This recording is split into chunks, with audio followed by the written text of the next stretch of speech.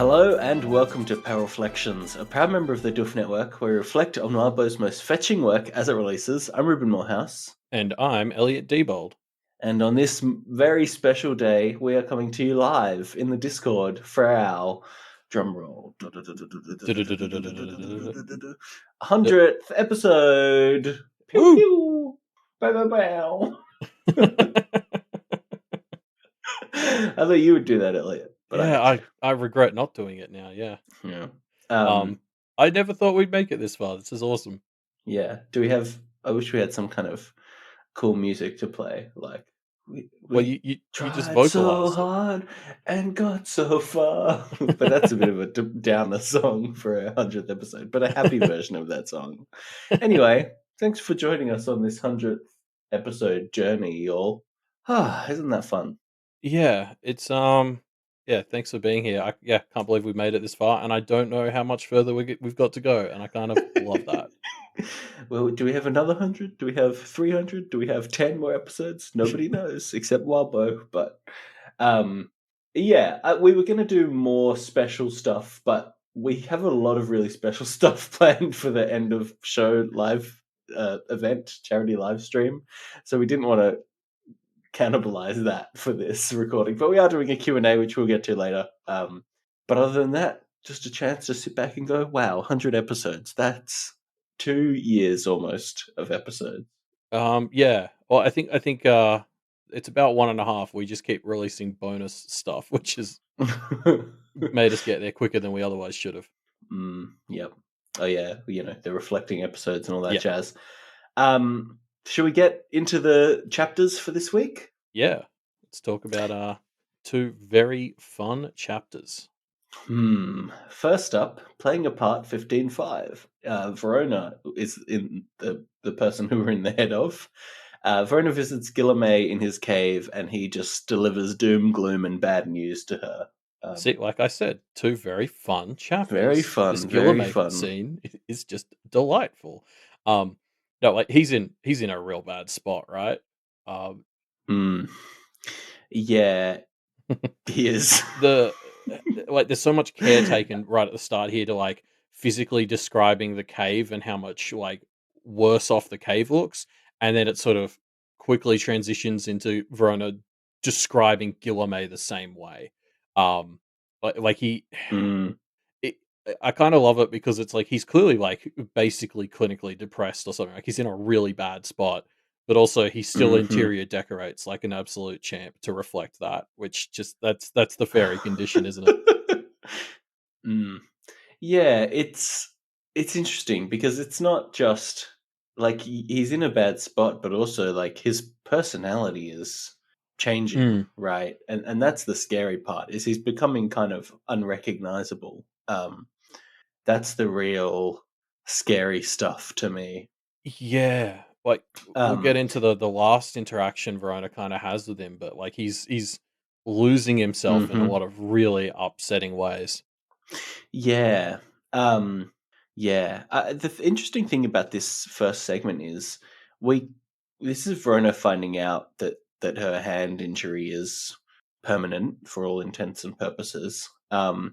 And we already knew that. We already knew that from the interaction she had with Avery, which gives this like real messed up dramatic irony vibe to this segment. Like, I don't know. It's just the first not pleasant vibe of a not pleasant thing where Verona's like, "Oh, hey, can you help me with my hand?" And we know the answer is going to be no, and it's just we know it's coming. And as soon as you sort of fully realize this is a flashback and this is the scene where Guilherme told Verona about the winter glamour, you're like, "Oh, well, this is going to be a bad time for Verona." I kind of dig that as well, because this is sort of, at first I was like, oh, well, we already know Verona learnt this. Like, why are we seeing this again from her POV? And I think it's great though, because like we kind of didn't need to see Guilherme for the first time properly through Verona's perspective, because we got that quick glimpse of him through Lucy, but it sort of resonates a lot more with Verona where he is, because he's just like he's stuck, and he feels like anyone he interacts with, he's like dragging down with him, which of course, resonates with Verona, Yeah, and she's used speaks to to dealing with Verona. people who are Yeah. pretty goddamn stuck at home. Yeah, I mean, we'll get to the transition from the Guilherme scene to the Brett scene, but it Yeah. feels very intentional that the kind of parallels between them are being set up, Yeah, right? yeah, exactly. It's like he's flirting in that same sort of space between having some of the same issues as Brett, but also kind of expressing them in the same way uh Verona does, where he's like trying to push everyone away because he's worried he's going to bring them Yeah, down with him. Um, like I love this whole thing he brings up of how Verona is like actually going to get on with him better now because she's closer to winter than she was to high summer. Like that is just something I hadn't considered, and when he said it, I was like, oh fuck, of course. Like, uh, um, e- especially because I think the yeah, winter side of her is the part that she's trying to get away from. Like it's the Brett in her that she wants to escape. So it's like she'll have a really interesting thing where she's going to connect more with Guilherme, but it's the part of her that's connecting with him is the part that she, I think, is trying to run away from to a large extent. yeah. That is very interesting. Yeah, it's interesting to think about what Guilherme's role in this story is going to be going forward. And I mean, there's kind of I guess, a meta commentary on this Yeah, in the chapter where Guilherme talks about if the story's not done, maybe that gives an opportunity for her hand to heal, which that really made me laugh. Like the fact that there are just characters in a story that we thought was going to end a few arcs ago saying, maybe the story's not over because the story's still yeah, going. I'm like, yeah, we know it's not Guilherme because we're still reading it. I just thought yeah, that was funny. But anyway, yeah, like Guilherme's role in the story, I think, is a very interesting thing to consider because he's still around. Like he's here. He's he might start causing problems soon if the next interaction is anything to go yeah. by. No, yeah, I love that little meta commentary. The poor fourth wall takes a real beating in these stories. Um, Also, Yeah. I find it particularly hilarious that Guilherme's talking about this being maybe the midpoint of the story in our 100th episode. Um, great call out by Guilherme there. Uh, but yeah, to your latter like point, I think you're right. Like Guilherme is sort of winterfied in this like mentor slash maybe failed mentor ish role, and Mm. Or like yeah, overbearing mentor. Yeah. and I Yeah. mean, I guess like this is the thing. He's like, I get the impression he's still kind of stabilizing after this descent, and still kind of figuring out exactly where he stands and uh, Yeah. like what he's Yeah. gonna do from here. And I can't wait to see what that looks like. Yeah, because yeah, as you said, there's the wild hunt, which he's just obsessed with and keeps bringing up, and that seems like a disaster waiting to happen. But like, who is he? Yeah, Is still like definitely. a question that I'm not 100% sure I have a good picture of. Yeah. Yeah. Yeah, you're right. I feel like we don't have a good picture of Guilherme either, but I think that's intentional from his perspective because I think um, it's almost like okay, so Labs Classist has said something in the live thread, which I think was a joke, but I do quite like it.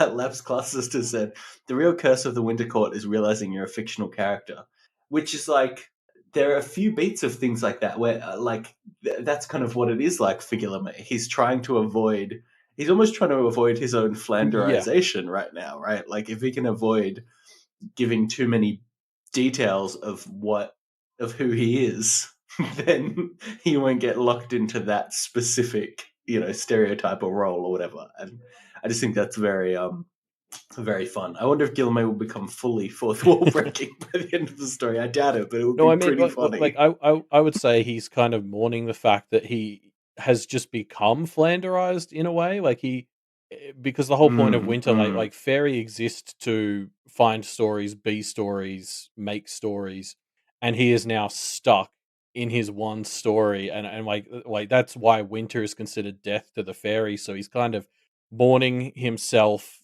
because now he's always going to be the like. It's just yeah. Um, yeah. Gilmay has jumped the shark, yeah. and it's Um, tragic. I mean, what's so interesting here as well is there seems to be genuine like Guilherme doesn't really know what he needs to do now. Like he's a bit lost, and there's like a great irony to that for me because like he knew he was falling to winter. Like this is something he was sort of able to prepare for, but also not able to prepare for. Um, Yeah. Like it sort of ties into the sort of extra layer of metaphor to winter as kind of this idea of like retirement or dementia.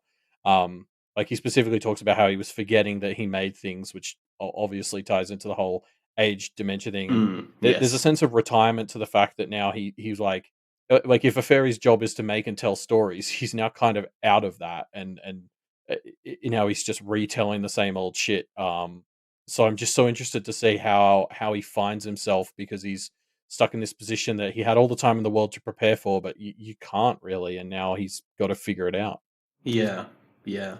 Um, I think the act of preparing would be in and of itself to change the outcome, right? Like if he prepared, the more he prepared for winter, the more it kind of solidifies what he Yeah, would have and he become. he did to an extent. Like he was specifically picking how he played out his last story. That was how Marisica kind of played him at the end there. Um, Yes. Yeah. and actually, I'm only just now realizing that part of what she did there was make him kind of leave the main fight, and so that's why he's maybe been sitting on the fringes since he fell to winter. Um, Mm, but like, there's this other part that he just didn't seem able to prepare for, which is like the depression and the aimlessness. Um, and yeah. yeah, yeah. But it's not just quiet depression because Verona gives some treats to Alpi before deciding to leave and insulting the Winter Court as she's leaving, which Guilherme does not He's appreciate. fucking terrifying here. Yeah, yeah, it's pretty messed up. Like we'll get a bit more of this next chapter with Lucy, but it really is like a nice father figure who turns to sudden violence. Right? It's really horrifying, and it obviously the comparison to Brett is strong here. Well, Um, and despite the fact that Guilherme seemingly can't.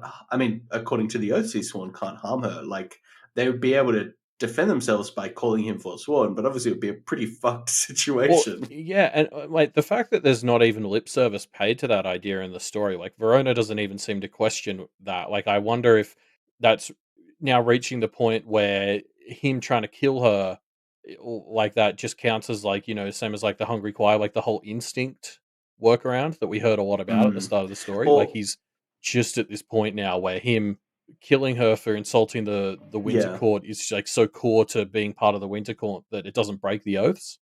Oh, the other thing that it made me think is like I think the instinct read is a good one for sure, but also if his identity is changing Mm. so fundamentally, potentially the Guilherme that saw the Earths is not the Guilherme that we see before us now. Like he's of a different court. Maybe that's Yeah, enough to be, a distinct I thought entity. I about don't know. that. Like, it's definitely possible, but I lean more towards the instinct read, just because it seems Yeah, crazy to fair me that enough. that would count for that much. Um, Yeah, I think yeah, that's but fair. like definitely, either is possible. What's really scary to me is that sort of the lack of control on Guillerme's Alpi's having to sort of talk him down because Mm. he's just like, I guess this is why I lean towards the instinct thing, because it just feels like instinct. He just like hears shit talked about the Winter Court and he kind of snaps, and Yeah, that's really yeah. interesting to me No because he's control also over fucking himself for miserable in sure. winter. Like, I love this duality to him right here of like hating who he is right now, but also don't you dare talk shit about the Winter Court. I mean, I guess he says he's doing it because he's scared of the Wild Hunt and doesn't want them coming, but I feel like part of it as well is probably Yeah. leaning to this idea like fairy fairy want to be a story, and I think as much as Mm. goblins avoid labels, like we've heard time and time again how goblins just like fuck around and make up labels because they're running away from them. I think the fairy chase labels. And so part of me almost wonders if on Guilherme's end, there's a little side to it of as much as he hates winter, the idea of not belonging to a court and like not belonging to winter is even more terrifying. Mm. Yeah. I mean, yeah. I think the interesting thing is, I mean, what Vernon is saying that upsets Guilherme does have some merit, right? Like, Guilherme is talking about, the story might not be over and that might be a chance to blah, blah, blah. And Vernon kind of latches onto that and tries to extrapolate that out to Winter and insults it in the process. But there's an interesting thought under there of like, I don't know, what does it look like if a Winter Fae aims to defy that label, or is that just so impossible? Yeah, well, I suppose like because that's where this wild hunt comes in, right? They're this like metaphor for a group that keeps you in Yes. line. Like if you try to change what this label represents too much, that's where they come in to fuck you right up. Um, so that's almost like the fairy as an institution kind of trying to limit how much you could vary from this label and what it means. Um, Yeah, I don't know. I mean, it almost is approaching what Marusika is trying to do, yeah, right? Like, potentially, this is an avenue for Guilherme and Marusika to be uh, reunited in the sense of, like, if I was Guilherme and Marusika was like, I'm going to do this thing that's changing labels, and I saw an opportunity to get in on that, yeah, totally. I agree, especially because I still kind of have the vibe that there was a bit of a theory that Marusika was trying to help Guilherme as part of all her schemes, and I still kind of think maybe that was a plan she had like on the side, and maybe will come back as she comes back to the fore a bit more or something. Um, Mm, it just feels like mm, one of those threads she kind of had to drop when they put pressure on her at the end of arc 13. Um, I could see yeah. her, yeah, trying to make some offers to Gil or something, uh, as a part of it. Yeah. Um, but yeah, this tense scene plays out, and Verona leaves one abusive father figure for another, and we quickly montage through a few scenes of like Verona's life and just how depressing it is at the moment. I guess like this montage is just. Apart from Brett, it's a lot of the relationships that brought Verona some level of comfort, and then us seeing how Verona's mental state at the moment is such that she's not getting any Yeah. comfort from them. Yeah, it's just like this montage of scenes designed to really hammer in and make sure we understand that she's not coping, and all of the various systems she's built up to cope are failing, sort of one by one, because there's baggage Yeah. leaking into all of them. Um, and obviously, we start with the core, that like her dad, and then it's just sort of leaking out from there, and causing her to, have all the other aspects, Tash, Jeremy, etc., ruin, quote unquote, ruined sort of as an escape. Um, I mean, again, I feel like the winter Yeah. connection is really strong here. This idea of like she's not changing how she approaches things, and she's just kind of making the same mistakes in all these various aspects of her life. Yeah, and I think the interesting thing about it is there's possibly a read where the mistakes she's making across these aspects are because she has dived so deep into practice stuff, right? Like, the wedge that has formed between her and Jeremy, I think is at least partially because of her over reliance on the fetch, and that causing some weird tension that is starting to spiral out. Her and Tash is because she asked Tash to become her familiar, which is again like a doubling down on the magical escapism stuff for her. I think that one's a little less strong to me, but I think that read exists, and I don't think that's the lesson that Verona's going to take from it. Yeah, like Verona, she's been doing this for a while, and it's definitely the instinct I've had in the past as well, where she wants to set up like some aspect of her life which is just like all good and like a separate silo from, like, she's trying to compartmentalize these aspects of her life, where it's like, oh, this Mm, Jeremy is my thing and it has nothing to do with magic, and there's no stress and it's all just perfect, and she's kind of always relied on having one thing which is like, oh, this is my totally fine, all good aspect of my life. And mm, like, yeah, I absolutely empathize with wanting something like that, but definitely the lesson I've learned is that like that's just not a realistic goal. Like there will always be, you can't just have something that goes 100% good all the time and has no stress, and especially when you're bringing in your baggage like she is from the other things, like the stress from her dad leads her to open up to Jeremy, which then she feels bad about, and then obviously now Jeremy has feelings for her, and she's running away from that. The Tashlet thing was a bit of a, yeah, like, she's made one mistake there, and now she can't use it as an escape, and she needs the escape to be able to process and come back to these other things, but well, it just doesn't work because eventually all your escapes are going to have some form of conflict.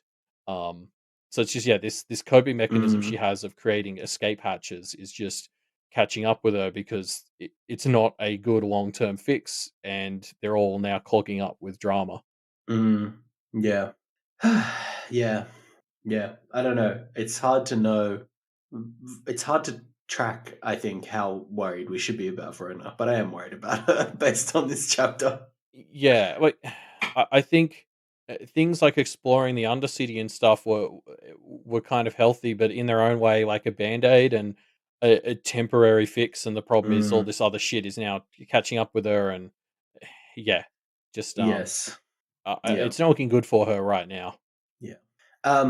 So yeah, we jump back into the present. Verona is in Thunder Bay and unable to sleep, so has some very awkward texts with Jeremy before he kind of helps her calm down a bit Uh, and go to sleep. Thank God I grew up when like the closest thing we had to phones was like Nokia's. Like none of this photos that were Mm, comprehensible. Like just the worst you could do was send a stupid text message, and even then you were limited to 160 characters. Like this is up there with class ranker for me. It's just a moment of thank fuck I didn't have access to this shit when I was this age. yeah. Um, yeah, because Verona sends like a topless pic to Jeremy here, and it's just very like it's clearly not at all. Jeremy is here because he wants to talk to Verona and help her calm down, and she just completely, I don't know, like it just. I'm not blaming Verona for this, but her mental state is clearly just so messed up that she's like, oh, this is what is talking to me for, so I have to keep him engaged by sending him this picture, and it's just kind of like, oh I no, mean, I guess my read on why she did it is like a little bit different in that like this is her attempt to just like she's mentally running away from all this shit that is piling up. Like we're just talking about all these things that she's trying to run away from, and now she's here traveling and she can't run into the Undercity, and reading shampoo bottles only works for so long. mm, So it's almost this impulsive decision she makes to just send this topless pic is just like something that becomes a whole topic that like takes the focus away from everything else. Like this is now just a big thing, and it kind of works a little bit. But mm, she admits it's a shitty band aid solution she won't do again. So even Verona has a line on that in that regard.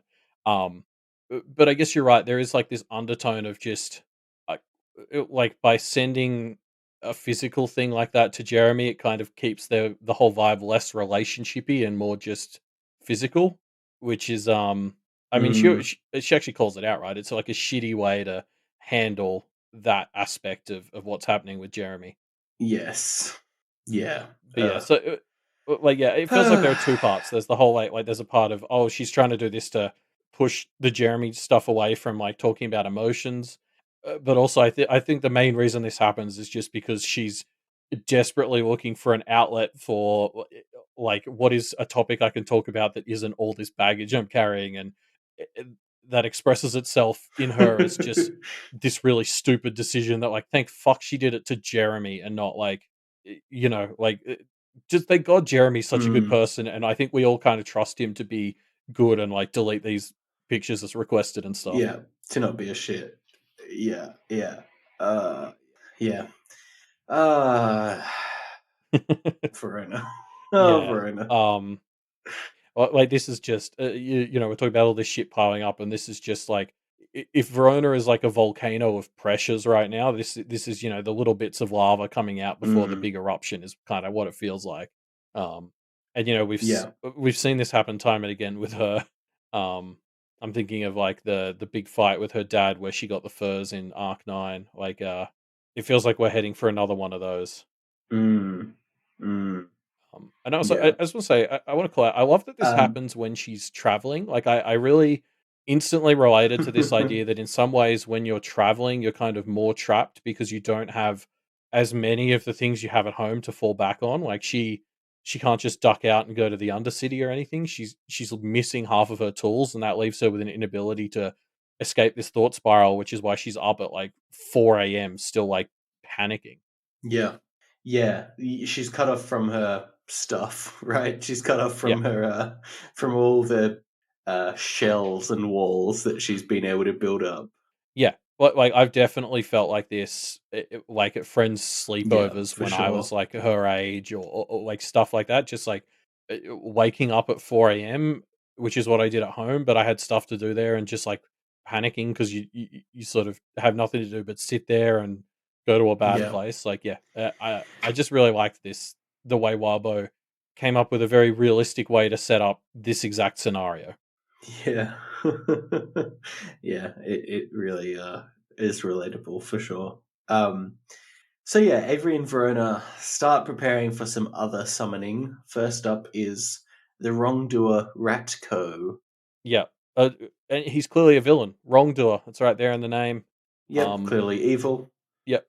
I mean, I Though love he how seems, it becomes pretty clear that that name seems at least mostly unfair. I guess we don't know how he got it, yeah, but like yeah, it kind of feels like this guy was bound because he's a threat to practitioners being able to operate more than like he was a threat to like he was a violent threat. Like he mm, he was a threat in the sense that he interfered with their ability to walk the paths, not because he was actively trying to hurt them. mm, yeah. He's um he's a fun character. We'll get to him in a second because before they summon him, they have a lot of prep stuff, right? Yeah. And I really liked this bit where Avery's giving Verona like a 5 second primer on this emergency path. And to me, it's just a great marker of like, these, this is the exact kind of thing that feels like it should have come up earlier. Or like, if they're discussing this as a backup plan, they should know about it beforehand because it's like, you really get the vibe that if they end up going here, if they had ended up going here, having to go here from Ratco or whatever, like it would have gone badly, right?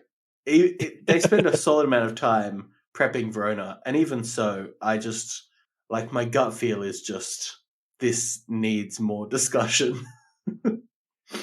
I mean, but this is just the insanity of finders, right? That they just like Mm, kind of get like Avery has sent herself into paths on this much or less information. Like it's just this is just because finders are fucking insane. Um, yeah, I don't know. I just feel like having an emergency path that they can go to if they need to escape is like okay, that's great, but like yeah, it feels like the kind of thing they really should plan out more in advance than this. I mean, I guess Avery does sort of say, "Don't try and do the path like as much as you Mm, can. Just wait for me to come and rescue," which I think is probably yeah, the part that makes the most sense to me. Like yeah, 100%. this is Avery's shit. She clearly knows how this path works. She's good at this shit. Just like stall for time as much as you can till Avery can just help like walk you through the rest of it. Yeah. Um, and Verona confesses that she's tired to Avery, who takes it very seriously, as she should. And then Verona is like almost upset that Avery is taking it so seriously, which is really interesting to me because Verona's the one who brought it up. Verona says, hey, just a heads up, I'm actually kind of tired, so I might mess something up. And Avery's like, oh, well, we shouldn't do this then, right? And then Verona's like, no, no, no, I didn't actually want you to take any action. I just wanted to say it. Like, I don't know what she was expecting. I mean, but what like that's the Verona special at this point, right? The Yeah, whole like exactly. It's just so silly to me. like yeah, just she's like, "Oh, I probably do need support in this way." And then like the second Avery takes her concerns seriously and is worried for her, it like triggers her like, "I hate Brett, I'm not a burden reflex. Like I need to be seen as capable." And so yeah, she just kind of brings up that she needs support and then just absolutely torpedoes it herself because she can't handle somebody offering it to her. Yeah, yeah. Yeah, Yeah. Joel Zahl brings up Verona. the comparison that was in my head when I read this exactly, which was when Matt was dumping on Verona a couple of chapters ago and was like, "I need somebody who like won't take this too seriously." Yeah, yeah. Which, Like, yeah, Verona's yeah, just she's in that spot where she needs somebody to kind of be able to say this stuff to, but also don't you dare actually try and support her because this is just her insecurity right now. She needs to know that she could do it for herself. yeah, it's just such a like a toxic mindset so Oh yeah, clearly, right? but I mean, she's been Like, she's been dealing with yeah, this for half the story now. Like, yeah, I don't know. Verona, just to let people help you. Come on. I'm sure we'll get Anyway, there. It's just going to be a fucking struggle. it's gonna be For alright. Yeah. um, I I wanted to also quickly talk about this. So you mentioned like they go through a whole big checklist of all the things about this ritual and all these summonings, and it's very I think Verona even compares it to Alexander here with like this is them building their experience at doing these multidisciplinary big rituals that Alexander fucking lived for. Um, Mm. before he stopped doing that. And like the thing this section really taps into is that very Alexander-y part of Verona where she fucking, despite being tired and all that, she does live for this element of the practice, like doing cool big rituals and shit. And she then segues from there to thinking about the fact that her role in this upcoming Charles plan is like the thing that the other two haven't fully consciously realized, she thinks, is that this plan involves killing Charles. And it's basically her job to figure out how they pull that trigger. Yeah. And I'm so fascinated because this is the role Verona has always sat in a little bit, where she's like wait, this sounds harsher than I mean it, but she's the one on the team who doesn't like have those inbuilt sort of strong morals. Like she's, Yeah, the one who's comfortable making that yeah, like the one morally, who will you know, kill dubious someone for the play. greater good. Yeah. And that's like this interesting angle here because she's like, it seems like in her head she's already decided that she's going to be the one to do that. She will happily Yeah. kill, well, not happily, but like not sadly, She just will kill do it. Charles for this good plan to happen. But the fact that the other two haven't quite processed that is interesting to me because eventually there's going to have to be the conversation where Avery and Lucy realize that that is what they're going to be doing, and that's what they're going to be condoning Verona do. Uh, and we're seeing like people like Matthew kill others for Verona, so she doesn't have to bear that weight. But we're seeing she's more than Mm, willing to, and is that a good thing? Uh, mm. Like, Yeah, I mean, to me, uh, it's another symptom of what she's the problem that she's doing in this chapter, which is like thinking that she can just handle stuff when really she can't, right? Like she thinks that she is built yeah, differently and therefore can just handle these things. But clearly, as we're seeing in this chapter, like that's just not true. She just doesn't. It's not that she is more able to kill people. It's just that she's less self-aware of the mental damage that she's doing to herself with it, right? Like, yeah. I don't know. It reminds me of when she sent Bristow to the brownies and then threw up from the stress the next day. Like, Yeah. it's like I think the thought of doing these things doesn't impact her in the same way it impacts other people, but the aftermath does affect her in its own way. Mm, Um, yeah, I don't know. Yeah, I agree. I think Verona maybe doesn't understand how much doing something like this might affect her. Um, I don't. Again, I definitely relate to this whole thing. She has that moment where she's like, "I don't care that I sort of have to kill Charles. I wish I cared, but I don't." Which mm, is definitely a thought I've had in the past. Like as somebody who kind of feels the same sort of emotionally broken that Verona talks about being sometimes. Like that idea of I wish I cared about this stuff, but I don't definitely resonated with mm, me. mm. Um, and I think what's interesting is I think you're right. I think when push comes to shove, like people in the chat are mentioning, Verona didn't actually want to kill that person when Matthew did. Uh, eh, uh, like yeah, when the moment actually strikes, will Verona be as capable of pulling the trigger? Yeah. Yeah. Um, Wilbur has thrown us a question, which I think is interesting, and I think we should talk about while we're on this topic, which is if Avery is handling the allies and enemies side of things, and Verona's finding the way to defeat Charles, what's Lucy's job? And I think that's an interesting question. To me, Lucy is like, and I think that Lucy would hate this because it's not what she wants to be. But Lucy is, I think, the one most capable of keeping everybody in check and keeping the holistic side of things in mind, right? Like, um, I think Lucy rides an interesting middle line where Verona can really go down on a tunnel vision on things. Avery can too a bit in the sense of things like Avery was very strongly after going to track down Bree rather than solving the immediate Mariska problem in summer break, right? Whereas Lucy, I Yeah. think, is very good at riding the line in a way that Avery and Verona are comfortable with later, you know? Yeah, Lucy is the one who makes sure they get it done right. Like as much as Verona is going to be Mm, the one who can like get it done, Lucy will help mm, make sure they get it done right. I also think she's like especially in 14.6 it really established her as the one who kind of like a lot of people in the chat are saying like team mum, team dad or whatever, and I guess I can't think of a better way to phrase it even though that doesn't feel mm, right to me, but like Lucy is the one who I see kind of making sure everybody's in the right place. Like 14.6, that was the one where she had the realization that they needed to start repairing themselves, and she's been helping the other two mm, do that. Like she's the general who is a good general because she makes sure her troops have like their emotional needs taken care of. Like she's worried about the morale of the troops as much as the tactics. Hmm. So yeah, like Verona is the sneaky assassin who you send to kick off the fight. Lucy's the general, I guess, and then Avery is the what's the word I'm looking for? Not politician, but the diplomat. Hmm. Yeah, people in chat are putting similar spins on it. I think the other thing that's worth keeping in mind is Lucy is like keeping the goal in mind Yeah, more well, that's why actively. I've gone with the general. Like, if Yeah. I'm gonna stick with this war metaphor of like, uh, Verona is the assassin, Avery is the diplomat, and then I see Lucy as the general because, like she's worrying about the tactics. She's keeping track of the actual troops, like in Kennet.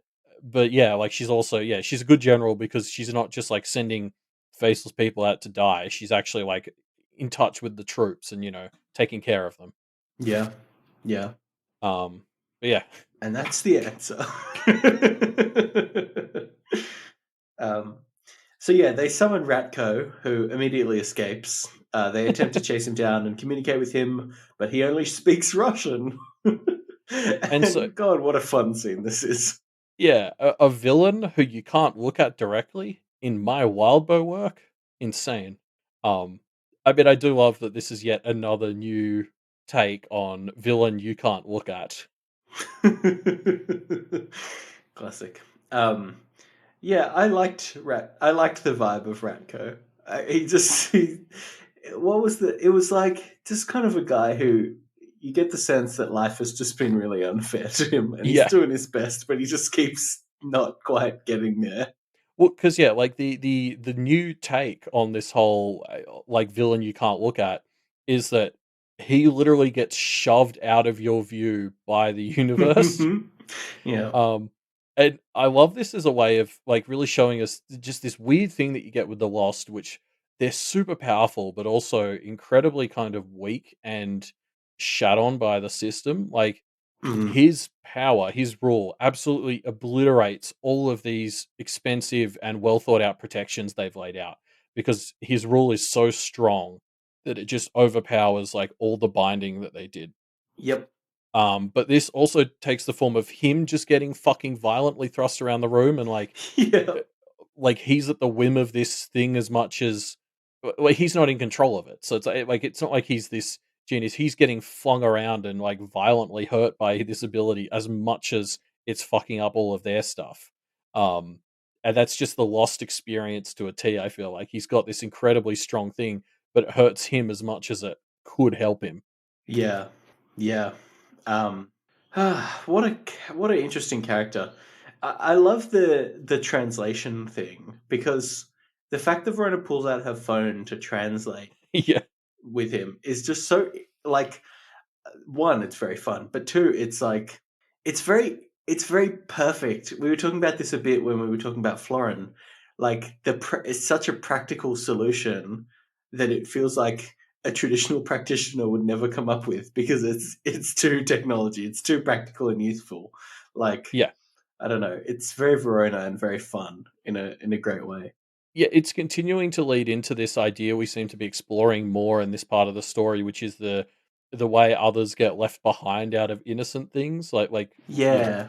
We're talking about that a lot with She Who Drowns in the Moonlight and the way she didn't know what data tracking was because they're just out of touch with the innocent side of things. And it's like Mm. this is us being reminded that our three Kenneteers aren't like that. Like Verona can just whip out a really benign solution to what a lot of others and practitioners would like have to jump through a lot of hoops to do.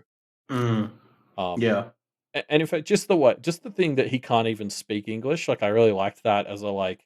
Avery was sort of under the impression that he should just be able to communicate with them if he was summoned right, but whether it was because their diagram broke or whatever, he got stuck speaking Russian to them, and that was like again, it's this whole thing with the Lost, where the universe just kind of finds these ways to really shit on them and make it harder to work with them. And thank God the people doing this were the Kenneteers, because Verona can come up with a solution like this and still find a way to talk to him.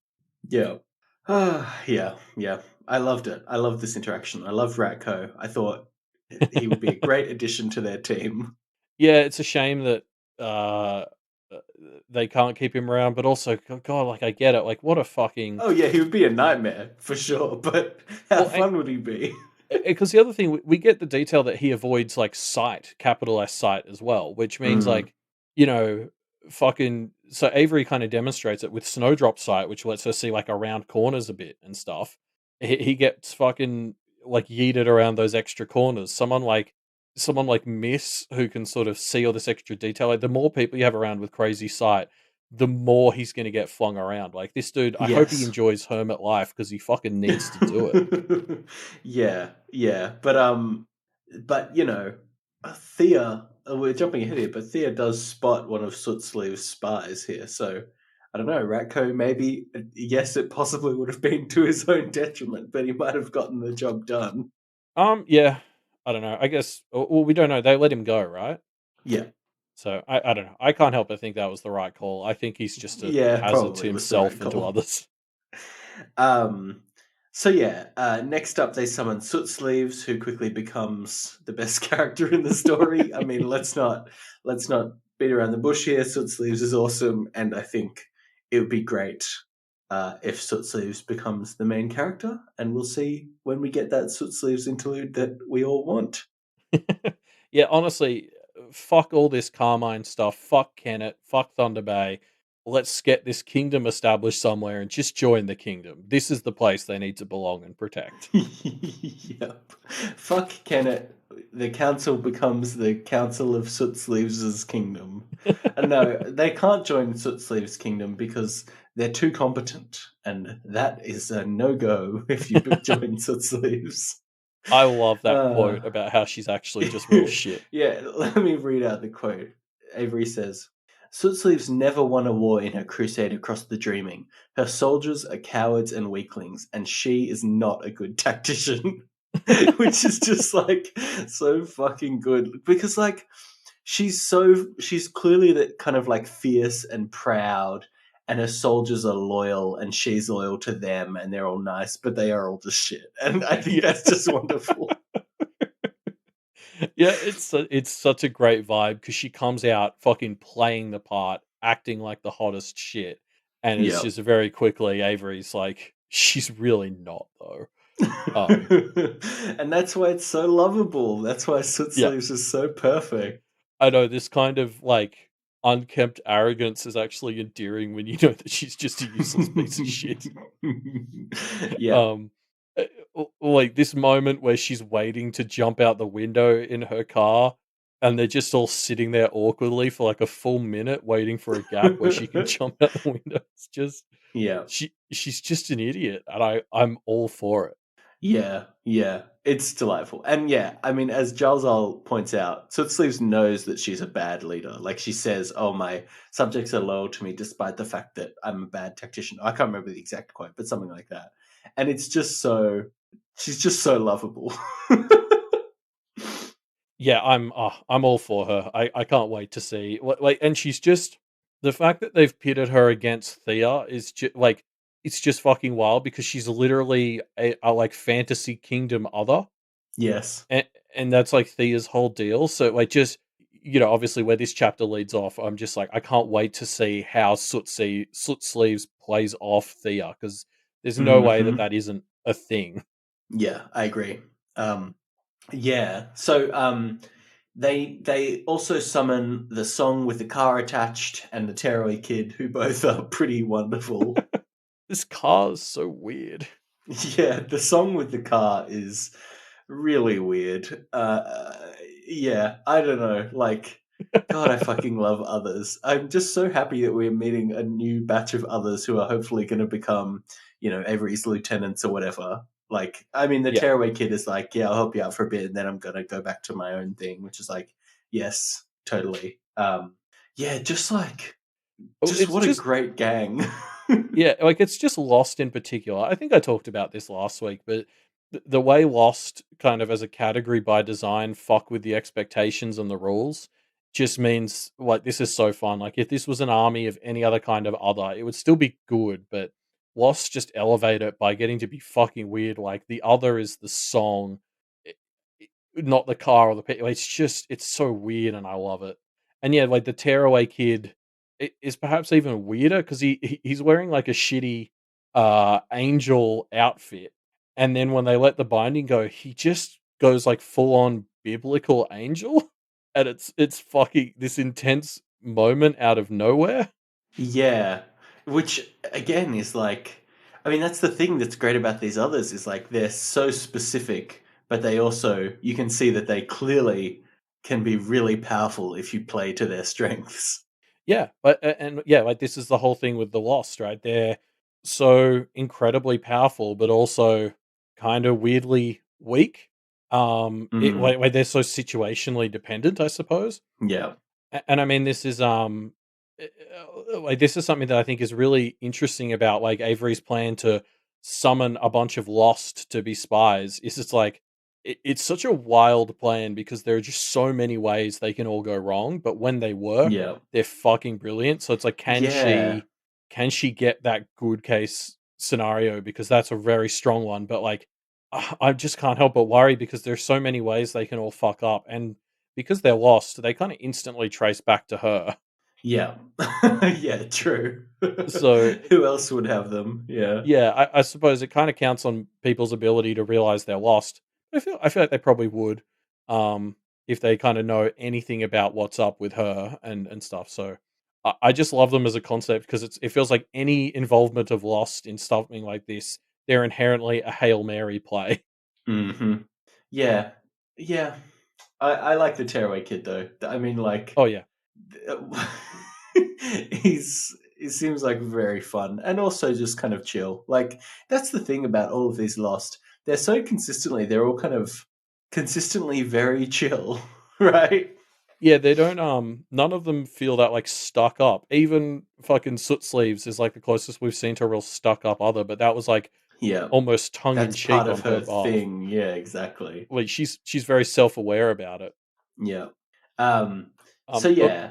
sorry, Oh. just before we do, I just wanted to say as well. So obviously, we get the Tearaway kid here, and I can't help but picture him as the protagonist from Tearaway, the game.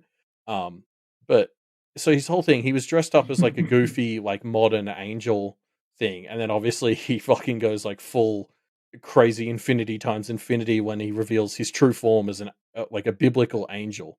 Mm.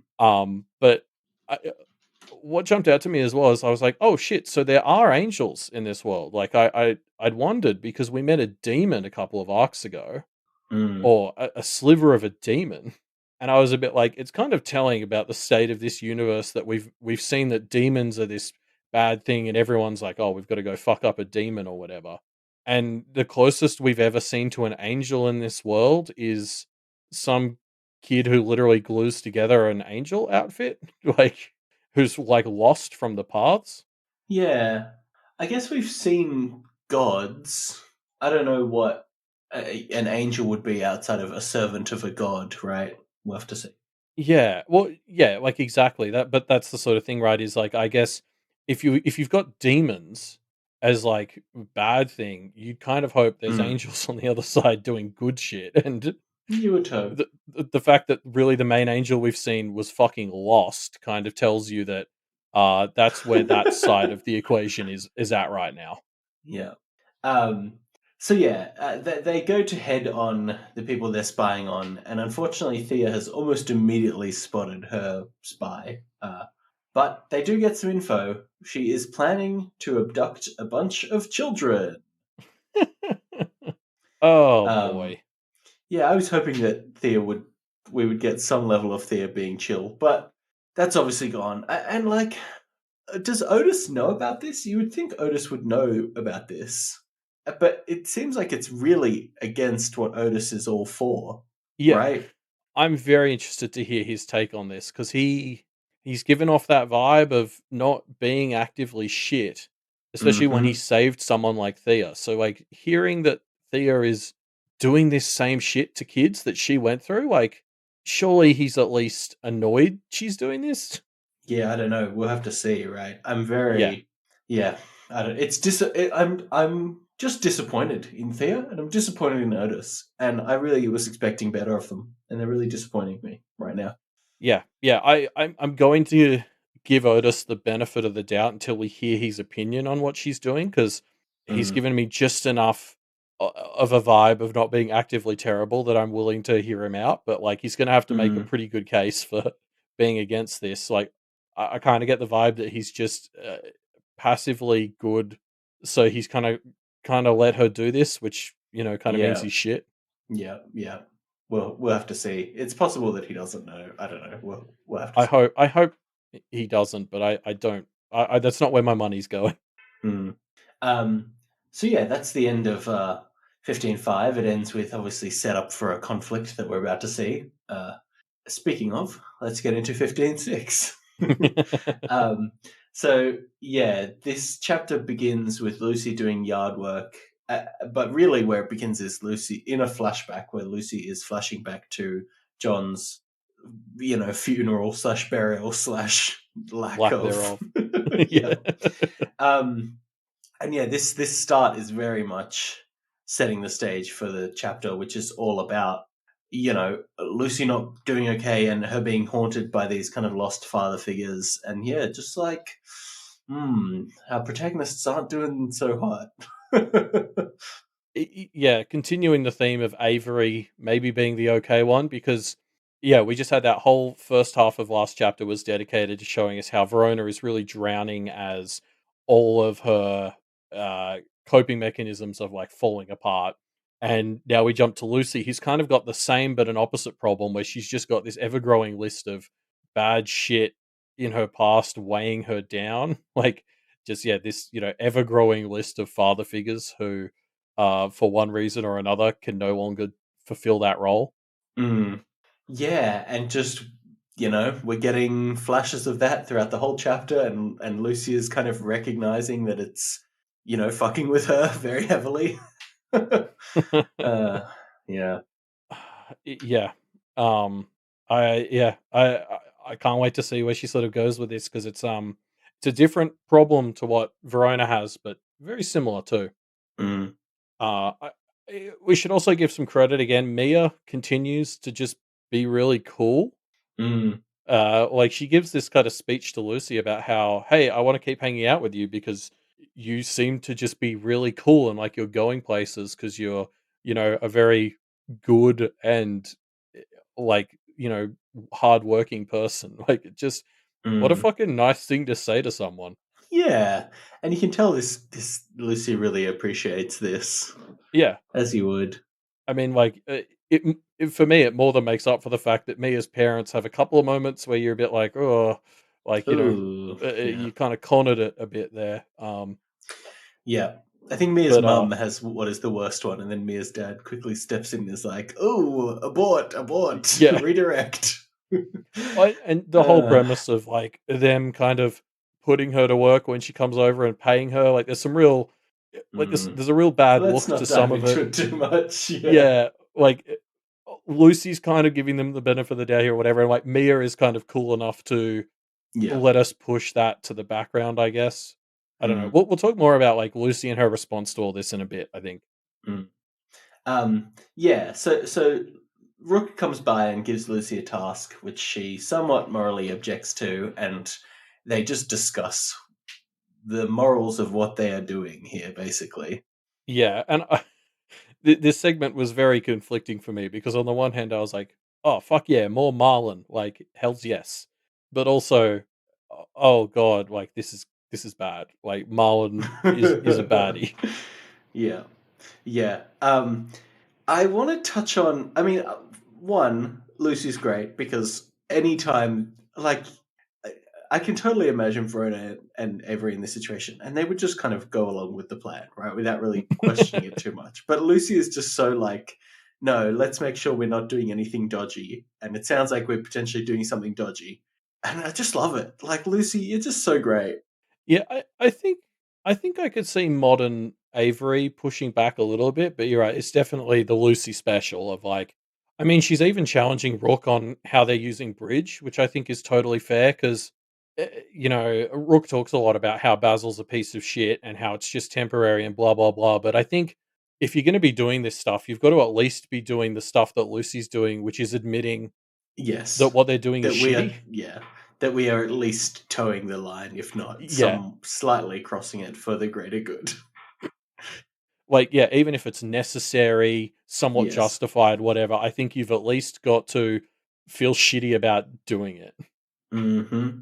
Yeah. And like this is the whole vibe that she had with me as parents, right? Is like Lucy is getting better at not exploding at people and completely writing them off and like Mm. forgiving them if they're trying to get better, but uh, like she also doesn't let things go. Like she, I think the early story, Lucy, the problem she had is she was closer to that resentment stuff that we've talked about with Charles, where like she was just angry at the Mm. world and like would yell at people when they fucked up. Whereas now she's entered this stage, which I think is a lot healthier for her and for her ability to enact change, which is just constantly poking at the shit people do that isn't okay, but not like making an immediate fight out of it. Yeah. Like, when Mia's mom says something weird, Lucy calls them out on it and gives them the chance to like get better and Yeah. and doesn't like fight them about it. But like, here with Rook, she's constantly poking and prodding at the bad, but not immediately like going to town on her. She's it's forcing people to acknowledge when they're making morally dubious decisions, right? Like not Yeah. necessarily that she would criticize them for it, and she ends up going along with this plan because she agrees with it in the end, but she is unwilling to let people not consider the dubious things they might be doing, which I just think is great. It's a great trait to have. Yeah, it reminds me of my sister Georgia, who I think I've compared to Lucy in our Discord a bunch of times. There's some overlap there in just their personalities, and Georgia works in a very like male dominated field, and she does that thing where when somebody makes a sexist joke or something, her response is Mm. always to just like do the thing of, oh, why is that funny? Like force them to explain the joke.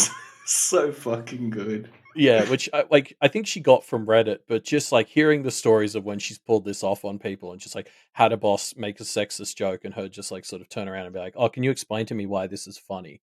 Mm. And like that feels like the exact space Lucy plays in now of just like not Yes. losing her cool and like starting a fight when they make the sexist joke, but just staring at someone and being and just challenging the shitty part of what they said, and it's just so good. Yeah, like forcing, who someone who may be otherwise a decent person to confront the fact that what they've just said isn't the kind of thing that a decent person would say, Yeah. right? Like it's just so wonderful. Yeah. And I love that Lucy's doing this to everyone though. Like the fact that she does this to Rook and Miss a bit here is so good. Like there's no bias in who she does this to. She very much just has her list of what is acceptable and what isn't and challenges everyone equally on that. And I like it particularly because I Yeah. mostly agree with where she draws all of her lines. Yeah. Um, I want to talk about the moral question that is raised in this chapter, which is Rook uses the fact that Marlen was involved with an arranged marriage to get Lucy on side to fuck with Marlen, right? But, later on, what is revealed is that Miss is basically doing something very similar, playing with arranged marriages to get her way. No, not in the exact same way, but in a way that, in my mind, is at least of a similar level of moral dubiousness, right? Which Yeah. is so, it casts what Rook is doing in such a manipulative light because presumably Rook knows this. Like, it just is so manipulative and so clearly a marker of like something else that we see in this chapter, which is, you know, how far are we as the Kennet willing to go to fuck with our enemies? Are we willing to essentially do things that we criticize them for, right? Yeah.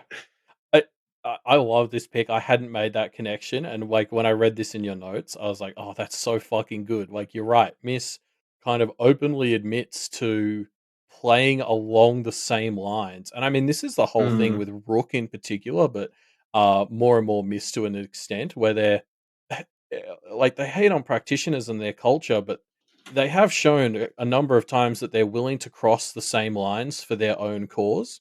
Like Rook is the worst for this. But yeah, mm. I just I love that connection you've made. And I can't wait to see Lucy continue to kind of challenge Rook and Miss on a lot of this stuff because I think you're right. Like there's like we've seen with Miss awoke children as part of her plan. She let the Carmine die. Mm. Rook is willing to possess practitioners and take away their sense of Their self. agency, exactly, Yeah, well, which which is is like exactly what she hates about practitioners, right? Like yeah, and 100% it is. I get I get that, like this is that whole conversation that we had at the end of Arc 13 is like what lines are you willing to cross some of those lines to get the win as opposed to lose? And I think that this is still something Lucy's going to be juggling with here. Yeah. And I love that the people who at the start of this story were like the quote unquote like magical parents, like Miss was somebody who we kind of followed her lead on a lot of stuff.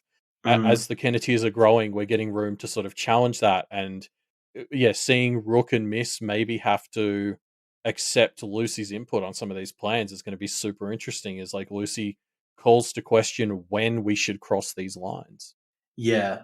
Yeah. 100%. And that's what I think is so interesting about this story is Yeah, we're setting up the idea of Kennet as a, or at least we were setting up the idea of Kennet as an example town that can kind of change the paradigm, and we're exploring how the paradigm can change, but also what what moral lines are you willing to cross to change the paradigm, and if you do that, are you just making the same mistakes that the original paradigm has? Like, I yeah. just love that concept that we get to explore so thoroughly in this story. Yeah, and my favorite part is this idea that now we're getting to the position where the Kennetiers are willing to question Rook and Miss's decisions, whereas I just don't think we were there like even 3 arcs ago. Like it was Mm. generally this idea, oh, they have the plan, and if what they're doing, we'll kind of go with it. Now we've grown and more stuff's happened. That yeah, now we're at the point where we can kind of say, hey, Miss and Rook, should you be doing that like that? That's Mm. yeah. It's such a cool idea. Um, and because like I guess to continue hating on Rook for a bit, I think like the other interesting double standard she really draws here is we obviously hear her take on Marlen, um, Yes. and Marlen comes off looking like a lot worse than she did from Basil's point of view, which makes a lot of sense. Mm. Basil was a piece of shit who has the hots for her, so of course he focuses on the good and forgets the bad. But I think it's fair to say that Rook is making the same mistake in the other direction, where she's so focused on the 100%. bad that she's not willing to kind of see Marlin as a person. Yeah, I agree. It's yeah. Yeah, I mean, Rook almost says out loud, "I'm telling you the things that I think will make you want to attack Marlon." Like, Yeah, she's somewhat self aware of it, but and I'm sure Basil would say he's just as self aware the other way. Like honestly, I think if we saw inside Rook's head, it would just be so similar, but the inverse of Basil's. Yes, yeah. Um, like, I think that'd be really fun. Like, and this is the whole curse of the Oni, right? In defining themselves as so antithetical to the system, what they've done is just mirrored it. Uh, Mm, and yeah, this is Rook. Like she is so against the practitioners and stuff that she's kind of willing to cross a lot of the same lines, and she doesn't quite see mm, that double standard. And this is why Miss was always cooler to me. Is Miss went outside and around the system, which was better, but even that, when we're realizing she has her shortcomings. yeah. Yeah, so back home, Lucy prepares to leave, but Jasmine isn't super thrilled. She wants to see who Lucy is living with and forbids her from leaving when she meets the gaggle of weirdos who she would be going with.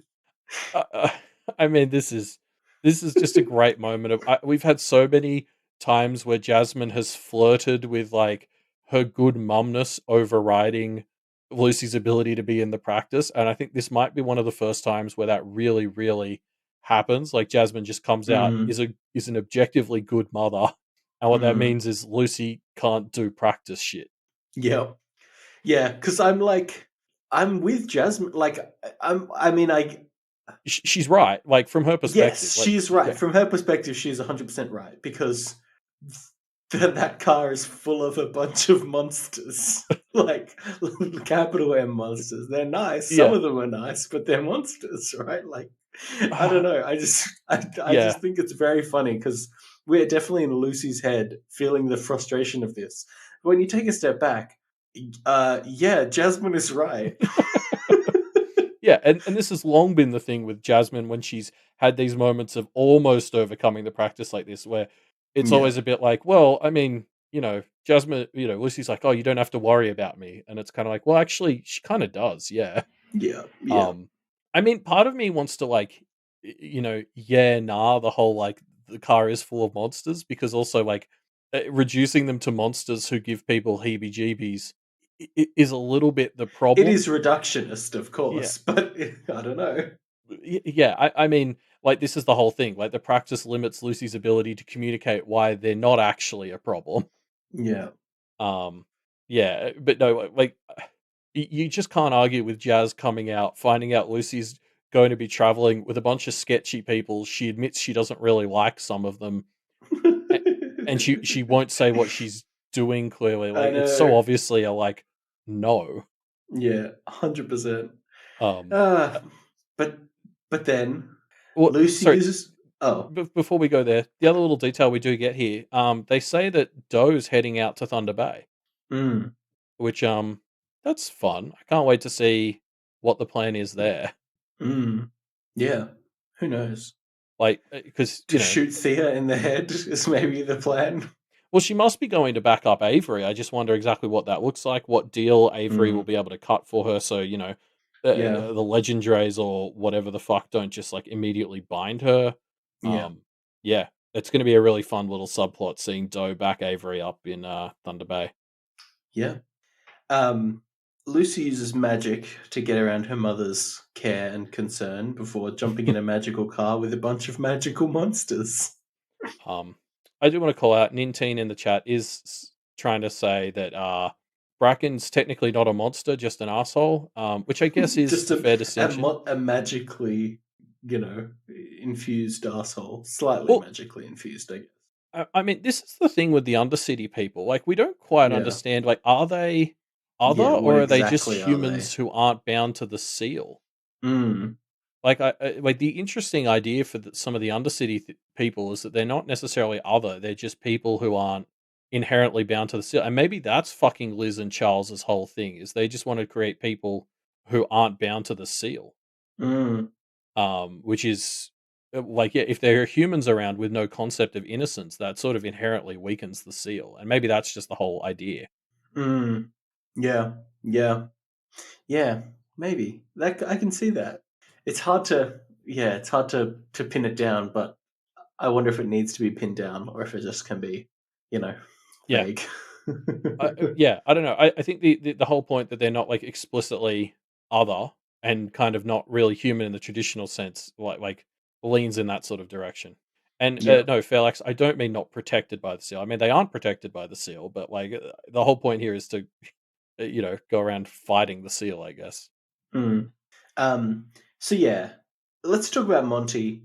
I mean, I don't have that much to say. Just like What a Monty is champ. so so horrific and disgusting, but also adorable, and it's just lovely.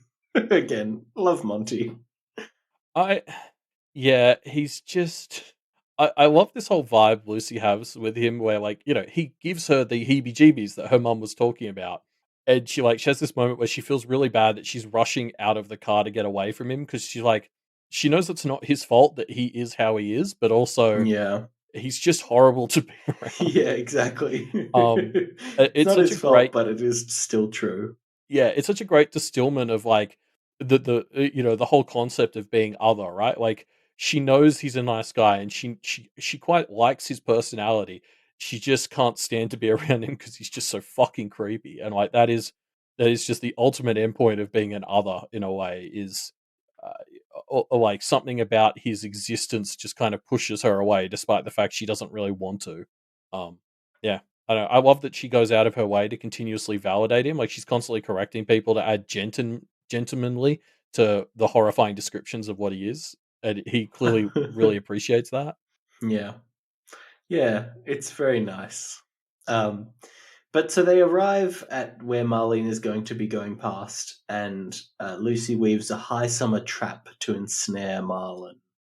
Yeah, and I love Toad Sawyer gets to bust out his chops as a fantastic like tutor here, sort of helping lead her to create the battle wisp by nudging her in the right direction. But he does a better Mm, job of what Guilherme kept trying to do towards the end, which is not give her the answer but lead her to it.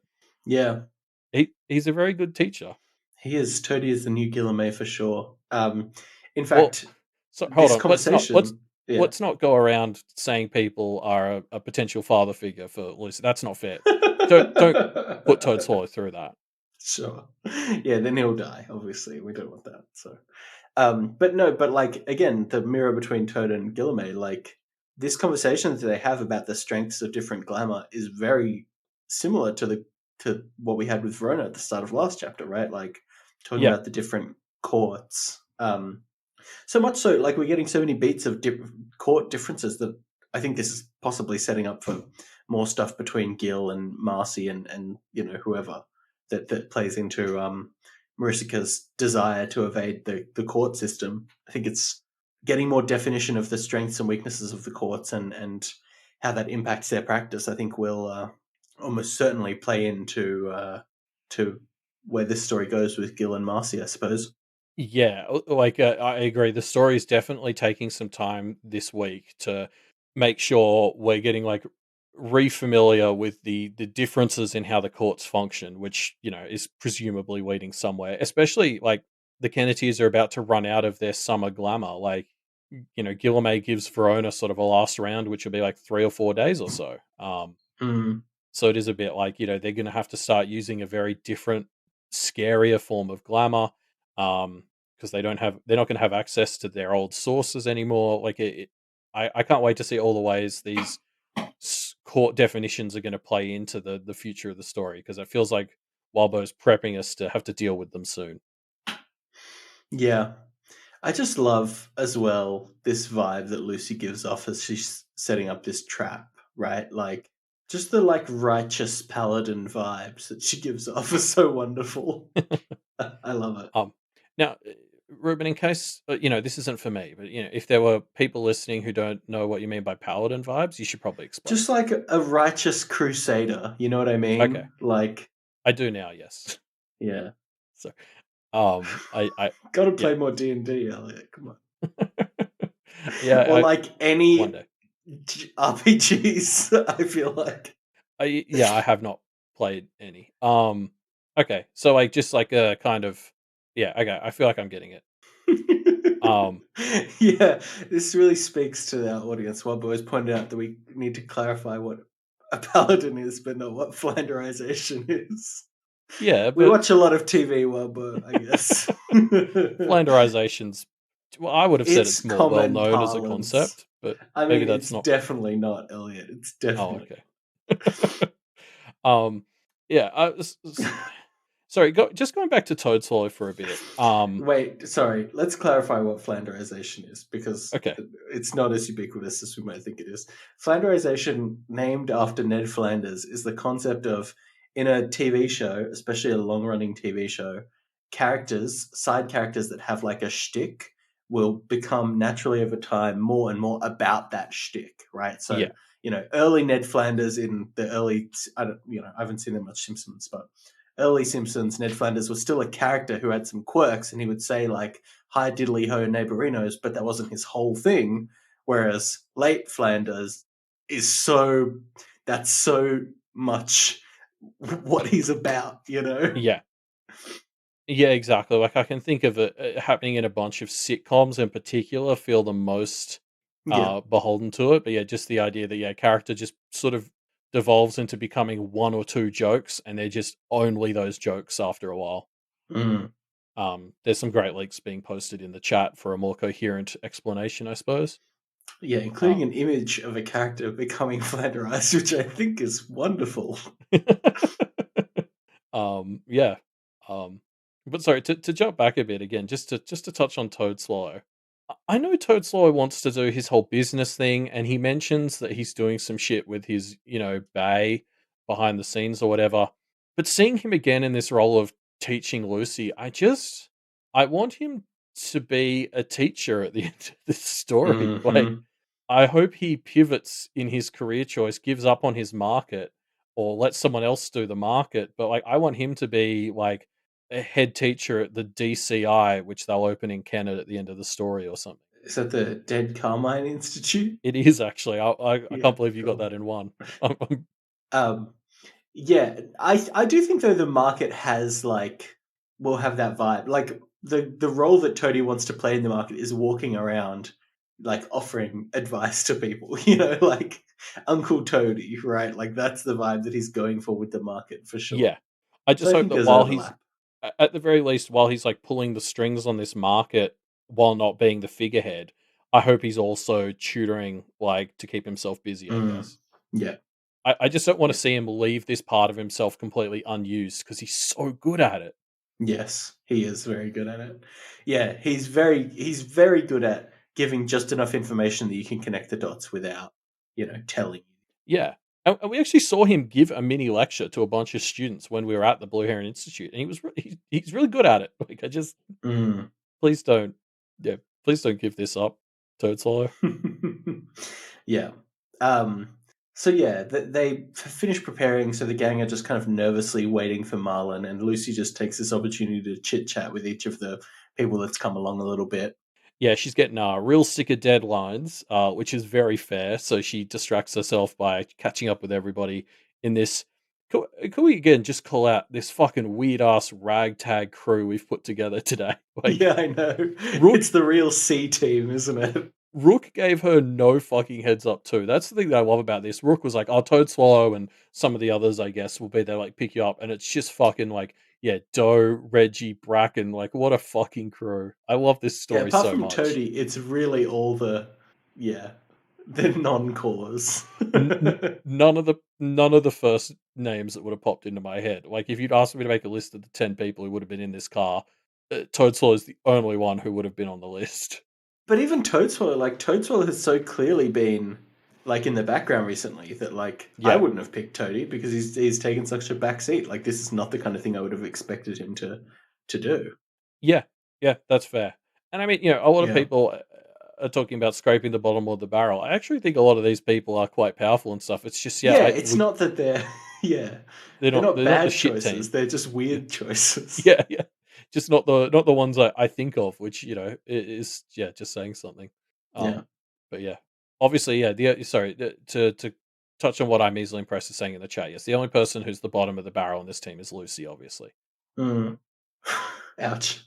Um So I want to touch on Bracken here because, like, it's interesting. We were talking about Bracken and like the Undercity kind of uh, becoming a part of the council a bit more and stuff like that. And I'm kind of like it's good that Bracken has said that he's going to come and help, right? Like that's promising. He didn't go far enough to actually figure out how to help, but he's here. He's trying to be helpful, and I think that's. Oh, I wouldn't have necessarily have expected that from the Bracken that we immediately met with Lucy at the school, but it is yeah. promising. Yeah. He does manage to hit Marlon with the baseballs of The earth grounding bombs. ball, yeah. Oh, Um, base balls. That's good because it oh yeah, bases them. that's what I was doing. Yeah, I did that on Good work, purpose. I, Elliot. I Well, didn't just stuff up saying baseball. Um, yeah, I agree. I really like this because we were talking last week about how Bracken is like our first case study. It feels like of hey, can the Undercity be a part of Kennet? mm, And so this fact that Miss or Toadswallow or whoever have seemingly conspired to get him involved in plans like this so he can see the bigger picture seems like a really good sign. Um, I guess we'll see more, especially based on how this chapter ends, of like how the Undercity being part of Kennet will come to fruition. But this is a good sign that they're willing to take someone like Bracken and seemingly, put him on that same standing as Reggie or Montague and other not highest members of the council. yeah, non-cores we call them. But uh yeah, it's nice. It's nice that he's here. It's nice that he's getting some action. Yeah, it seems like it's good for him and it's good for Kenneth. Like just like letting him stay here was. I'm so excited to um see more of how he evolves in the council. I also Yeah, really like that Lucy finally has that talk to Reggie that we've been wanting somebody to have, which is kind of Lucy saying, "Hey, you seem to be working for Rook. Is that cool?" Like, and Reggie seems to pretty well say, "Yeah, it's an all right like thing for where they're at right now." So I'm kind of hesitantly putting away my pitchfork and being like, "Okay, Rook, like you've put Reggie beneath you, but seemingly in as good a way as you can, I guess." yeah, yeah. It's again, promising stuff, right? It's nice. Yeah. Um, so yeah, Marlen arrives and the fight begins, and Marlen, true to her shtick, keeps attempting to evade, and the gang expend a lot of power to try and corner her. Yeah, fight seems like a strong word for what this is, doesn't it? Like, um, God, like Marlon is exactly as terrible to be up against as I could have hoped. Like this idea of somebody who has just detached themselves from reality in this way, it gives her these abilities to just evade in the most frustrating way to fight. Um, and I mean that's one of the things that stands out here is there's no talking, there's no negotiating. Like right from the get go, this is combat, and it's because Marlon has set herself up in a way where you can't afford to try and negotiate with her because she can get away so easily. Yeah, they've got to. The first step has to be to cut off her escape route so that they can have a conversation with her, and that Yeah. means they're coming out of the gate very hot. Yeah, exactly. You have to approach her hostilely to cut off her escape avenues, which is just like a shitty way to open negotiations, but it's all they can do. Yeah. Can we talk about how Lucy opens this fight? Her plan is she basically jumps in front of the motorbike with engine head ready to protect her. Like it's the silliest shit. I love it. It makes sense as a plan. I just think it's so silly. It's so She's like, badass. "Here I am. Yeah. You got to drive into me," and Marlon manages to avoid her. But I thought it was very funny. Well, yeah, and like it leans into the whole like battle wisp vibe she's setting up, that very high summer, like fucking come at me, bro, sort of ethos. It feels like it's great. Yeah, yeah. The thing that really jumped out to me though, as I was reading this part for the first time, is one of the things they say as they're like driving out here, and something Rook and Miss have mentioned is like, "Oh, make sure they can't tie this back to Kennet. We need to make sure that they don't know we're involved in this." And so within like 20 seconds, Marlon sees Monty sitting there with a giant fucking tether back to Kennet, leaking out the back of him. Lucy is throwing just this array of tricks that come from different others at Marlon. Like, surely at that point, by this stage, I know she's not dressed as Lucy, like she's been masked up by Rook or whatever, but Disguised here. it's sort of like, oh, some weirdo attacked me, and they seem to have goblin tricks and fairy tricks and oni tricks and all these various kinds of tricks. Yeah, Surely, it's not yeah, subtle, I don't everyone's think. going to be like, oh, that's those fucking Kennet people. Like, that's just Yeah. nothing ties a firmer link to Kennet at this stage, in my mind, than somebody with a bag of tricks from a variety of others. Like, this is the worst stealth operation I've ever fucking seen because we've got Lucy doing the signature Kennet stuff as much as she's trying not to, and also Monty sitting there with a giant fucking visible tether back to Kennet. It's like it's this plan is atrocious from the get go. Yeah, but I mean, what's Musa gonna do? Attack Charles more? I mean, he's already implementing his plan to cut off Charles, which is, the thing that is protecting them from Musa somewhat. So, Yeah, but the whole point of Kennet being out of this is they don't want people to realize Bridge is in Basil, and the second it's like true. Kennet didn't want Yeah. Marlon getting to Basil, Yeah, true. like That's a that's gonna bit more obvious, isn't it? That'll yeah, set off some flags. yeah, exactly. Like Nintendo's bring it up. We'll get to when Miss shows up in a little bit, but like it's Miss's inability to be flexible that really fucked this whole plan up, I Yes. reckon. Yeah. So yeah, an innocent arrives and starts trying to help, which is very annoying for Lucy. I just love seeing innocence in fights like this. Like we've seen it a couple of times in this story, and just the way like the pace of a fight has to fundamentally change in a really cool way because everyone has to Hmm. start being more subtle in how they work. It's always a Yeah. fun vibe. It's major, playing cricket out on the street and a car is coming vibes, right? Which I always love. Yeah, it's a It great trope. it's almost like kids playing and then an adult comes and they have to like hide what they're doing for a bit. It's just Yeah. it gives like a very it's because it's not obviously they're not kids, but it gives this very like cheeky vibe, which I think is Yeah. very fun. Anyway. I'm easily impressed. Just brought up a great point in the chat too. I had in my head connected this to that fight with Zed in Arc 3 outside of his car, Mm. which is a very obvious connection. But I'm easily impressed takes it another step further, which is mentioning that Zed did say during that fight that it's common courtesy to set up connection blockers so innocents don't show up. Yeah. And that's yeah, like a really good callback because Lucy did not do that here, and it shoots her and Marlon in the foot a bit. Yeah, I really loved the vibe of annoyance that you get from Lucy here because, like, this guy is trying to help, and from his perspective, it's a horrible car crash that he is trying to help with, and he's going above and beyond trying to help, Yeah. and it's like, yeah, like as we talked about, Canada kind of doing slightly more morally dubious things, and there are a few kind of markers of them approaching the borderline in this chapter, and this one is, again, like Lucy fighting it, but getting a bit annoyed at somebody that is clearly just trying to help it out in a car crash. Yeah, you're right. It is funny that, like, as this story moves into more and more exploring practitioners who interact with innocence, we're seeing Lucy as somebody who's getting frustrated by the presence of innocence. Um, like, how will her relationship with them evolve? I suppose will be fun to track. Mm, Like, I guess, yeah, and just, continuing to explore this idea of, as Kennet is maybe going to have to strengthen its ties with people in the Undercity, and with that whole Arc 13 failure in the rear view, we're really ramping up to exploring more concretely this idea of Lucy as somebody who's like, oh, where is her line? What are the lines she's willing to cross, and in what circumstances? yeah, yeah. Um, Speaking of this innocent, uh, he did something very funny this chapter, which is I'm going to read these quotes out.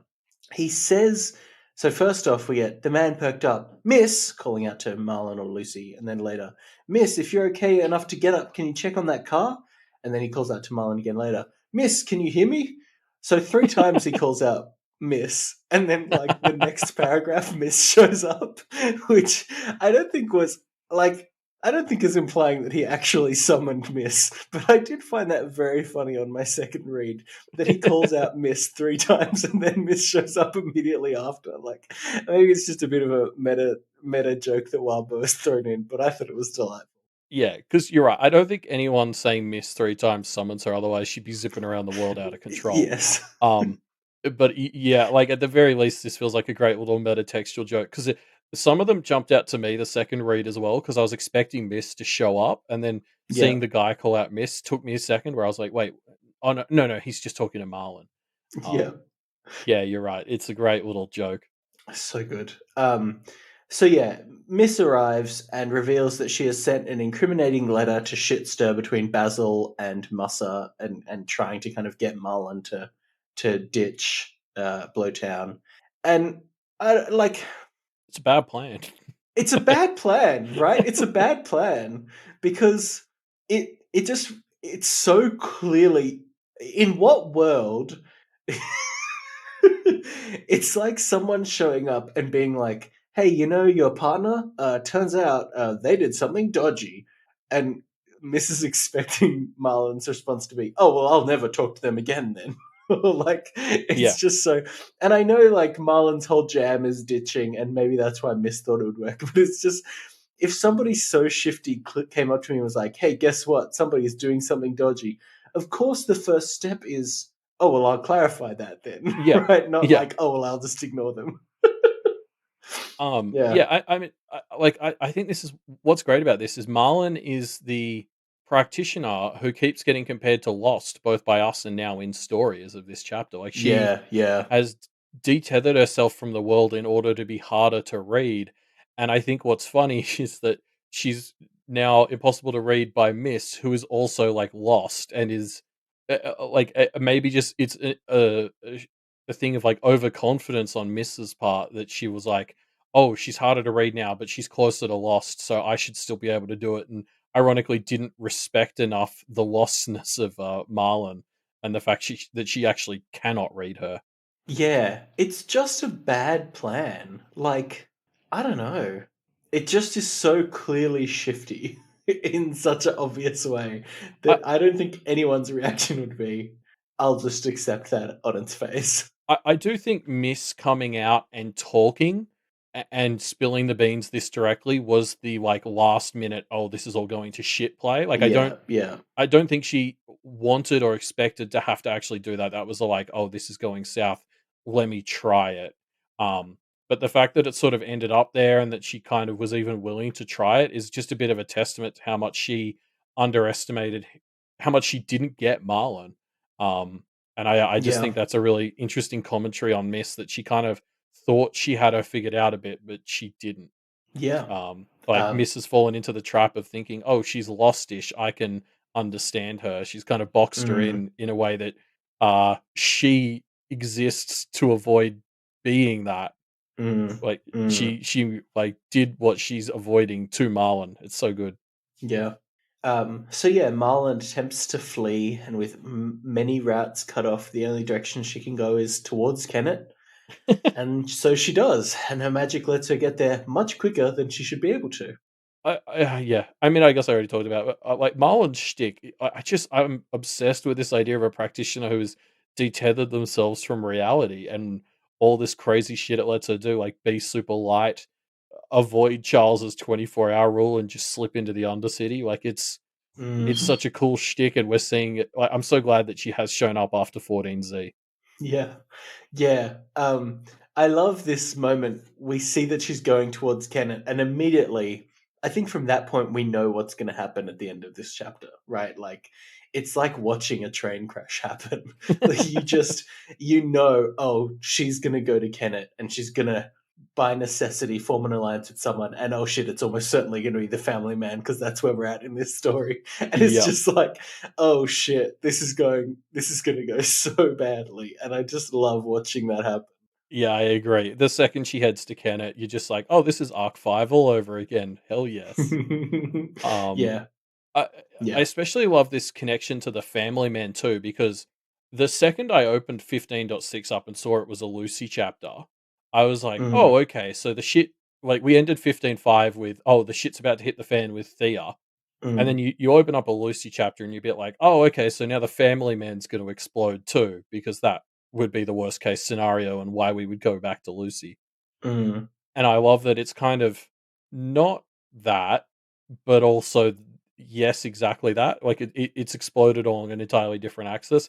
And now we're sitting Yeah, here, we're heading into presumably 15.7 tomorrow. And it's a bit kind of like, okay, which crisis are we going to be dealing with first? yeah. Do you think it'll be 15-7? It feels like both of these are big enough conflicts to potentially be an arc of conflict between Yeah. the two of them, right? So it might just be, now we get hopefully the Soot Sleeves interlude, and then we go to, Family Man slash Thea showdown. I mean, it could be, Anyway, or like, yeah, is one of these going to have to be a sack? Like, are the Cannoneers going to have to pick a battle? nah, it's gonna be both of them, and the arc title is gonna be something like, save the kids or whatever, right? And you're like, oh, are they gonna save the kids from Thea? Or are they gonna save the kids from the family man from being born or whatever? There's a link there somewhere. Yeah, yeah. I guess we'll see. I don't know. I could see a little bit more of this arc coming down to just picking a direction, but yeah. Yeah, yeah, possibly. Anyway, so yeah, Marlon has found her way into the Undercity. The family man is there, and he offers her sanctuary, and she accepts, and the stage is set. Uh the idea that Marlon has just gone in with the family, it's just so good. Uh, like just playing it because we knew that the family man was going to pop off or pop out. Maybe is a more appropriate term for what he's planning. Um, Gross. but like like, we knew something was coming with him, and just like yeah, a sort of Marlin, not quite team up, but like her being able to feed info to him and stuff. It's just such a different direction to what you're expecting. Uh, just like yeah, we've already got this fucking powder keg sitting here with a short fuse, and we've just thrown Marlin in there. It's just such a fun, different explosion direction. I can't wait. Mhm. Yeah, Um, yeah, and definitely. like the side note here that you can almost skip over is the family man has seemingly reached some kind of alliance or truce with the Bittersweet Yes. Witch, Yeah. I which don't know if calling it an alliance is right. It's definitely some kind of truce at least. truce. Yeah. Yeah. Like and that's like yeah, Matthew and Rook are standing there looking pissed, so they were clearly on it and just failed. Hmm. I can't wait for Verona to find out about this. I can't wait for us to understand what it means. Like what a nightmare. Yep. And that's where, we end up. So looks like things are going to be popping off very soon. Yeah, and yeah, it like there's just Uh, so much going on, and they're so far away from each other. Like this is exactly what was going to happen when you start splitting up the Kenneteers, and I can't wait. yeah. I want to make a prediction about the family man while we're here, which is very specific. which is, I think, we're going to get a scene where the family man gets killed surprisingly quickly, and it's going to be like, oh, we did it. And then, twist, he gets reborn by being birthed. Almost like, I don't know how much South Park you've seen, Elliot, but I remember there's an episode where we find out how Kenny keeps surviving after he gets killed, and he gets reborn each time. I think that's what's going to happen with the family. I have seen that. Yeah, the idea that the family man would be replaced by one of his children or something, I really like. Mm. Yeah. Anyway, so I think that'll be quite fun if that ends up happening. So we'll see. But we have an extra material this time this week. We've got the extra material that is the second keeping tabs. We're in Thunder Bay, and yeah, we get a breakdown of all the major players in Thunder Bay and their basketball, baseball card, stat scores, I guess. Yeah. And again, this thing's just fucking beautiful. I know we said that about the last one, but just the aesthetic and all the logos we get to see, like just visually, Hmm. these things are a delight. Yeah, it's beautiful. Um, yeah, and again, with the last, similarly to the last keeping tabs extra material, we're not going to cover everything in here because it is one of those like summing everything up type of extra materials. But we'll try and cover some of the new things, I suppose. Yeah. Yeah, yeah, I mean, I love how there are a lot of details crammed in though, like the stuff that we aren't going to really get to talk about on this podcast because it's just recapping stuff.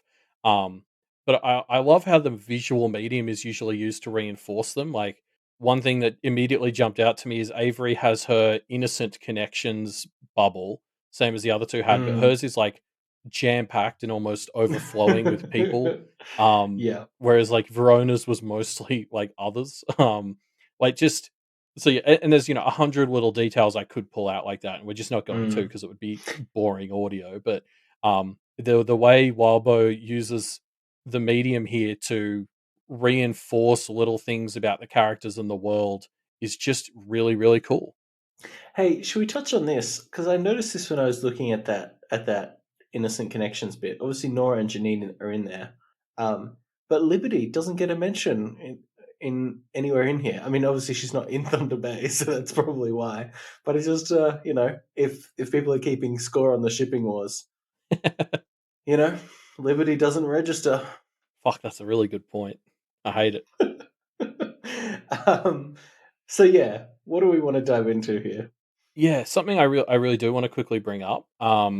So uh, this is something that's kind of been brewing this entire arc and becomes really really prominent this week. Um, we've got this whole concept now of these three being the first, second, and third witches of Kennet. So Yeah. Lucy is the first, Avery's the second, and Verona is the third. Yep. And it's one of those things that I've kind of avoided thinking about, and like just because I didn't know what it meant, and now the story is really shoving it in our face, and I'm starting to think I'm missing Isn't something. it? Like what? I feel like it's pretty obvious. They're being ranked in order of how awesome they are. No, that Duh. can't be right. Lucy Oh, first, sorry, every like second, first the Verona worst. third. Yeah, okay. No, no, no. Yeah, In yeah. terms of who's the coolest, it goes Lucy first, every second, Verona third. Um, Everyone knows it, all right? And now it's been codified into the story. yeah, I mean, like genuinely though, in the story, what is Yeah, I don't know what the rule is. like, Did they? yeah, Yeah. because Lucy says in 15.6, she's like, "Oh, are we really doing that whole first witch?" Blah blah blah. I like, so it's not her idea, and I guess that makes sense. I'm just curious where it came from, why they're doing it, and who decided that ordering. Like, Mm. why is Verona third? Why is Lucy first? Like, It's in order of shortest name. That's it. well, yeah. Shortest I first mean, name. I Yeah, mean, I don't but yeah, know. well, I don't know. I guess it's Lucy, not Lucille. Yeah, I'm just, I'd love to hear theories on why the Kenneteers would, or anyone else would want to label them like this, and why that order Mm. was chosen. Because I know Is it a? Wildbow's got something, and surely one of us can crack it. Come on, gang. Is it the order of awareness breaking? I didn't go back and check, but No, oh yeah, Verona was last. Yeah, maybe. maybe that's what it is. I mean, Anyway, yeah, as Mithros says in our chat, I'm sure Wildbow's got fucking 5 layers on yeah, how it's operating. definitely. Um, we find out the potentially fictitious names of Snowdrop's siblings here, which is Oh, fun. almost certainly fictitious, Almost surely. Like, certainly. I think the one I want to meet the most is Eavesdrop, who would definitely be a good familiar for Lucy. you know, they could just all get Snowdrop siblings as their familiars. Fuck, that'd be funny. Yeah. Um, yeah, oh yeah, I mean they're all great, just little puns. Like you can tell, Avery and Snowdrop had a lot of fun, like giving them all names. Yeah. Yeah. They're all just silly puns, and it's Um, delightful. I'm a little insulted that Avery and the Forest Ribbon Trail aren't mentioned as some of Snowdrop's parents, because I'd argue they Mm. should be. Mm. Um, but the other really cool thing, actually, from the Snowdrop section, we should call out. So Snowdrop has a color now. Like this was something we called out in the first one. Like the Kenneteer circles get their like muted versions of their magical color things, Yes. and so like Avery's is her light orange, and Snowdrop's is a light pink. And I think, as far as I can remember, that's new that she has a color. Um, Hmm. she used to be grey, like in the Mm. packing materials, which is what we've used to send the colors to all the commissions we've been doing for All Packed Up. Mm. Snowdrop was always grey in that, and I guess maybe this is a bit of a perk of the familiar bond, like this extra stability she gets there is now she also gets her own kind of color.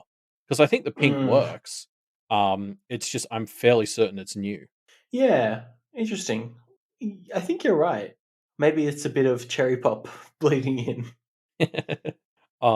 Yeah, I don't know. Maybe this just jumps out an extra amount to us because we've put so much thought into these colors for Mm. other shit. But I was like, oh, Yeah, true. Snowdrop has a color now. Do we need to get all those commissions that had grey as one of the colors and get them recolored for pink? Yeah, maybe. Well, They're I think book idiots. Snowdrop's Let's Grey not still do that. works. Yeah. Um. Um, So I guess the next segment in this extra materials then like all of the like as you're talking about the rankings and stats for all the Thunder Bay council members, and I wanted to call out that one of the categories is power, and Avery like this is just Wildbow blatantly hitting the fourth wall where he sort of is like, yeah, I love this oh, too. yeah, Verona says it's meant to be called like I don't even know how to say this puissance, um, eh, Puissance. which is the packed dice stat.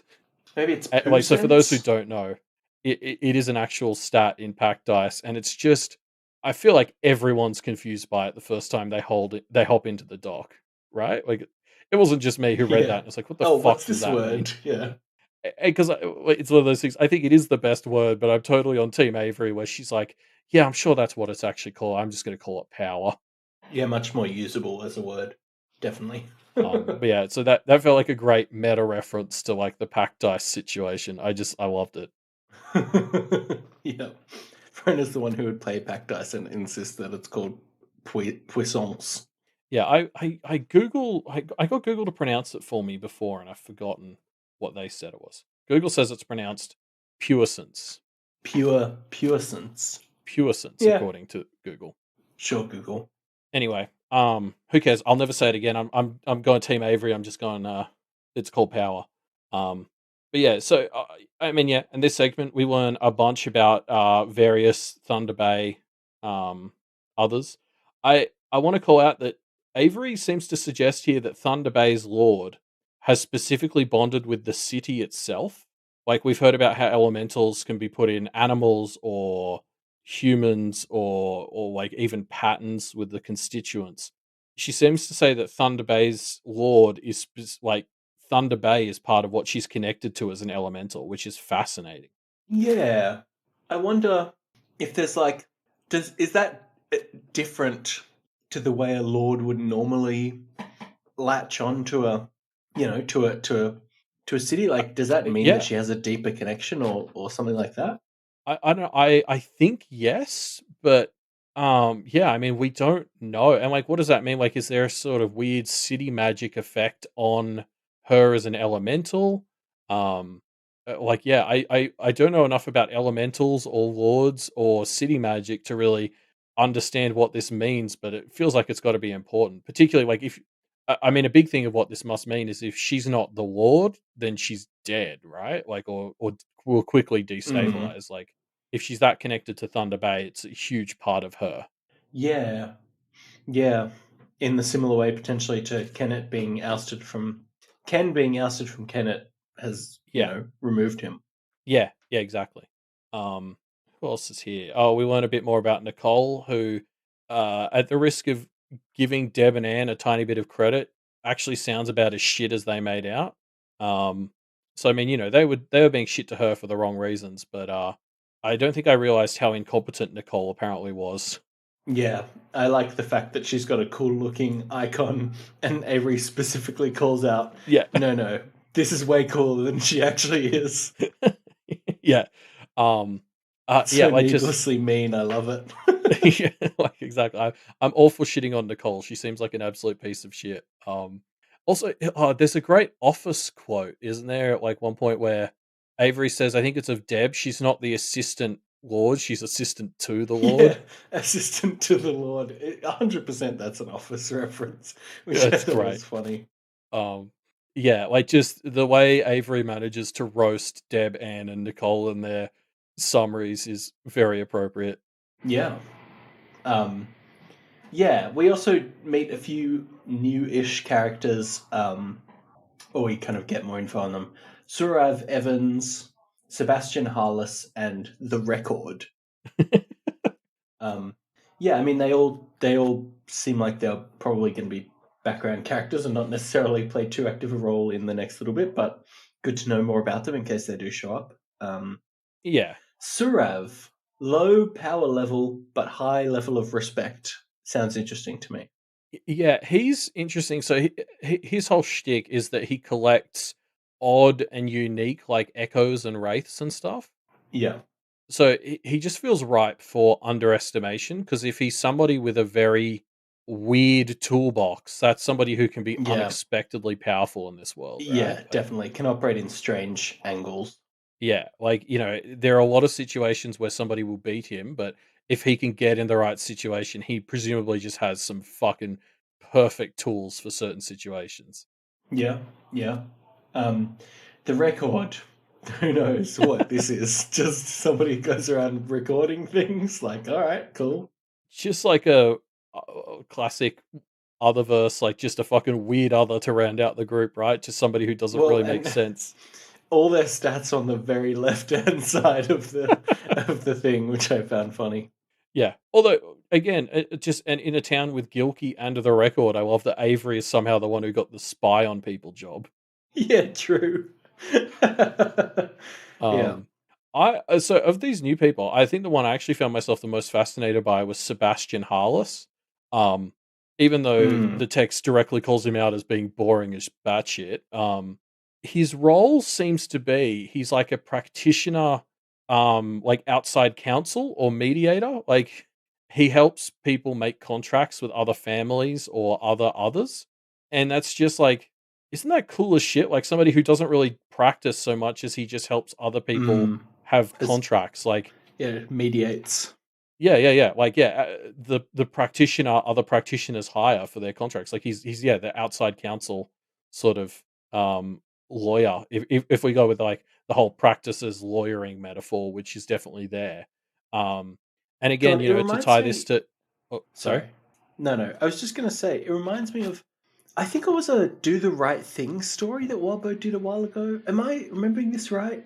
And it was like, do you remember what I'm talking about, Elliot? It was like a family that I'm trying to place it in my head. I'm pretty sure it was a family that was like about to sell or have their daughter go into service. God, this is so ages ago. I'm trying to like remember back. Somebody in chat help me out if this is correct. And it gave me the same vibes as Sebastian Harless. Does anyone remember what I'm talking about? Elliot, do you remember this one? No, I don't. Or is this something Wildbow wrote for Do the Right Thing? I'm pretty sure it was a Wildbow Do the Right Thing contribution, but I've only maybe I'm read misremembering. I've only read 2 of Wildbow's Do the Right Thing things, I think. I read there was one that was a time loop story, 'cause I read that because it was time loops, And then Alexandra got me to read his other one, which was about people in space, and they like all their senses were fucked up. And Walbo, if you're listening, that story ruled. Please make a serial out of that at some point. I really want more of that. That was really good. But yeah, sorry, I am not familiar with the one that you're talking about. Yeah, Laps, the one I'm I, talking about. They had the tattoos. Yeah, that one. It was sick. Yeah, Jaso is pulling it out. It's like, yeah, their daughter or their child had just come back from a war and had like died, and so they're being sold to a necromancer. Anyway, and there was a lot of like, there was a character in that who was a mediator who had come in to mediate between a Fae group and a like a family, and it really just reminded me. Oh, okay, yeah, maybe I'm misremembering. Just gave me Fae vibes, I guess. Oh yeah. Okay, cool. It's coming back to me now. And anyway, that's what Sebastian Harless reminded me Yeah, of, but I don't think it's actually from the other verse. So no, but I mean, the great thing about the other verse is because it's a story about stories, we can kind of just leak it into other works. All they have to be is vaguely fantasy-ish, and you can kind of map them. yeah, Um, true. yeah, sorry, Do people are the still right talking thing. about Good show. the Yeah, really cool Planet one too. You should read that one. Alexandra sent it to me. I'll forward it along. It's really good. Um, yeah. Please. Anyway, but yeah, no, I agree. Like he feels like somebody who, yeah, like I'm also thinking of like The Good Wife when the legal firms had to hire lawyers, like that whole vibe. Um, Mm, I just, yeah, I know everyone says he's boring, but I have a feeling that he's going to be like a great asset to have because Avery's talked about trying to get a deal going with Massa or something, and having a mediator like that who will help yeah, both sides feel safe in the contract feels like a really helpful asset to have. yeah. I mean, like they've had to. Um, uh, Nicolette has had to play this role before, right? Like they've had to when Yeah, Avery was yeah, dealing with the Garrix and stuff like that. Like this is clearly something that they need. So yeah. it's clearly Great point. a useful thing. I forgot Nicolette had done this job for a bit. Yeah. Great pull. I think the other thing I wanted to call out here. So Thea, Mm, everyone has their charts of like all their stats and stuff. Thea's has the colors inverted. Everyone else has their color on black. Hers is her purple, and the black is her like power things on it. And I don't know what that means, but it jumps out to me as we're because about to she's go fight her. evil. She's evil, so of course it's backwards. Well, then Florin's would be inverted too. No, Florence, cool. All right, get real. Sure. Anyway, um, anything else to touch on from this extra material? Um. Oh yeah. So the very last section is showing us like the territories that Mossa is taking. Mm, And one thing that really jumped out to me was they mentioned that if he gets like enough of these territories, he can just basically claim lordship over all of the Ontario slash a bit of Manitoba yeah. region that we this story has been talking about so much. Mm, And obviously that like further leans into this idea of the dictatorship metaphor that, that all of Muss's stuff leans into. Um, but I love the way that this extra material ends on this note that, oh, if Mussa gets enough territories, he can just take the entire region because we're getting so caught up dealing with the family man, with Thea. Hell, you could argue we're getting caught up with the idea of beating Charles.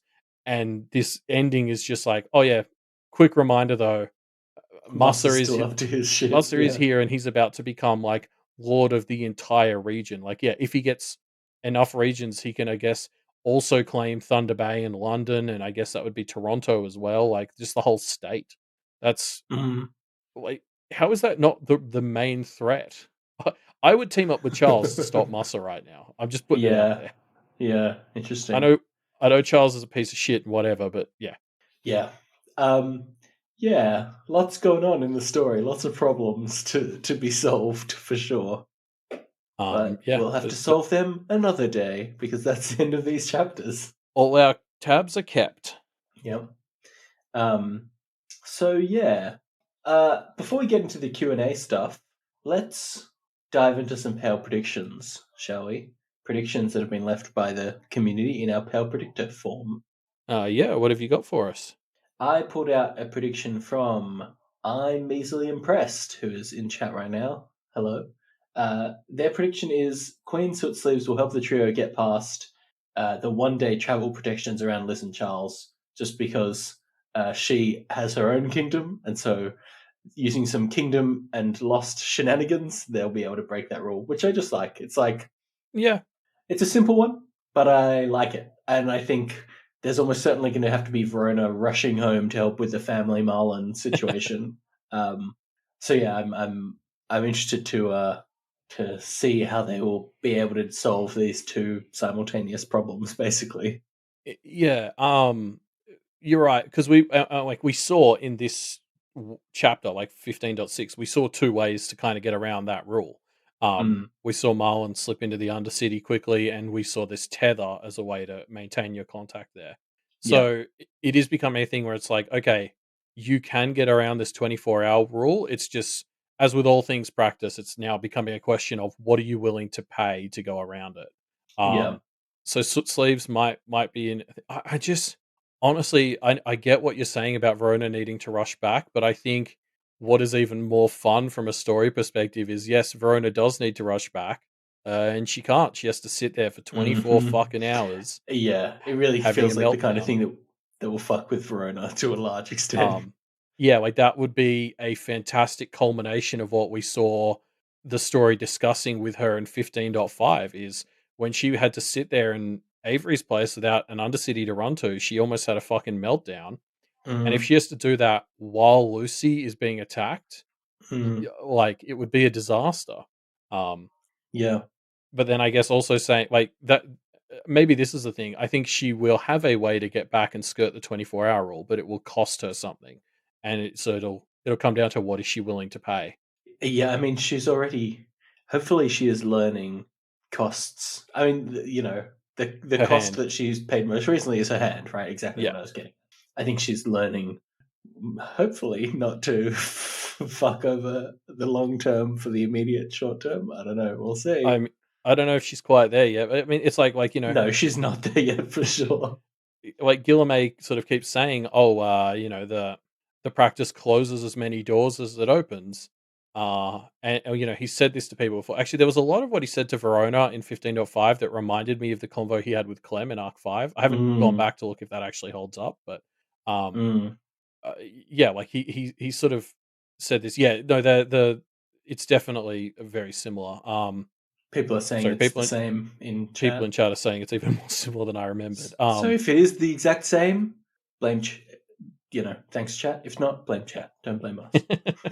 um, but yeah, like there was definitely like he's talking about how it opens doors and it closes doors, and this is I think still something Verona's coming to terms with because she came into this world for it to open doors for her, and this ties into the whole concept of everything in the practice has a price. It's just you pick your flavor of how you're going to pay it.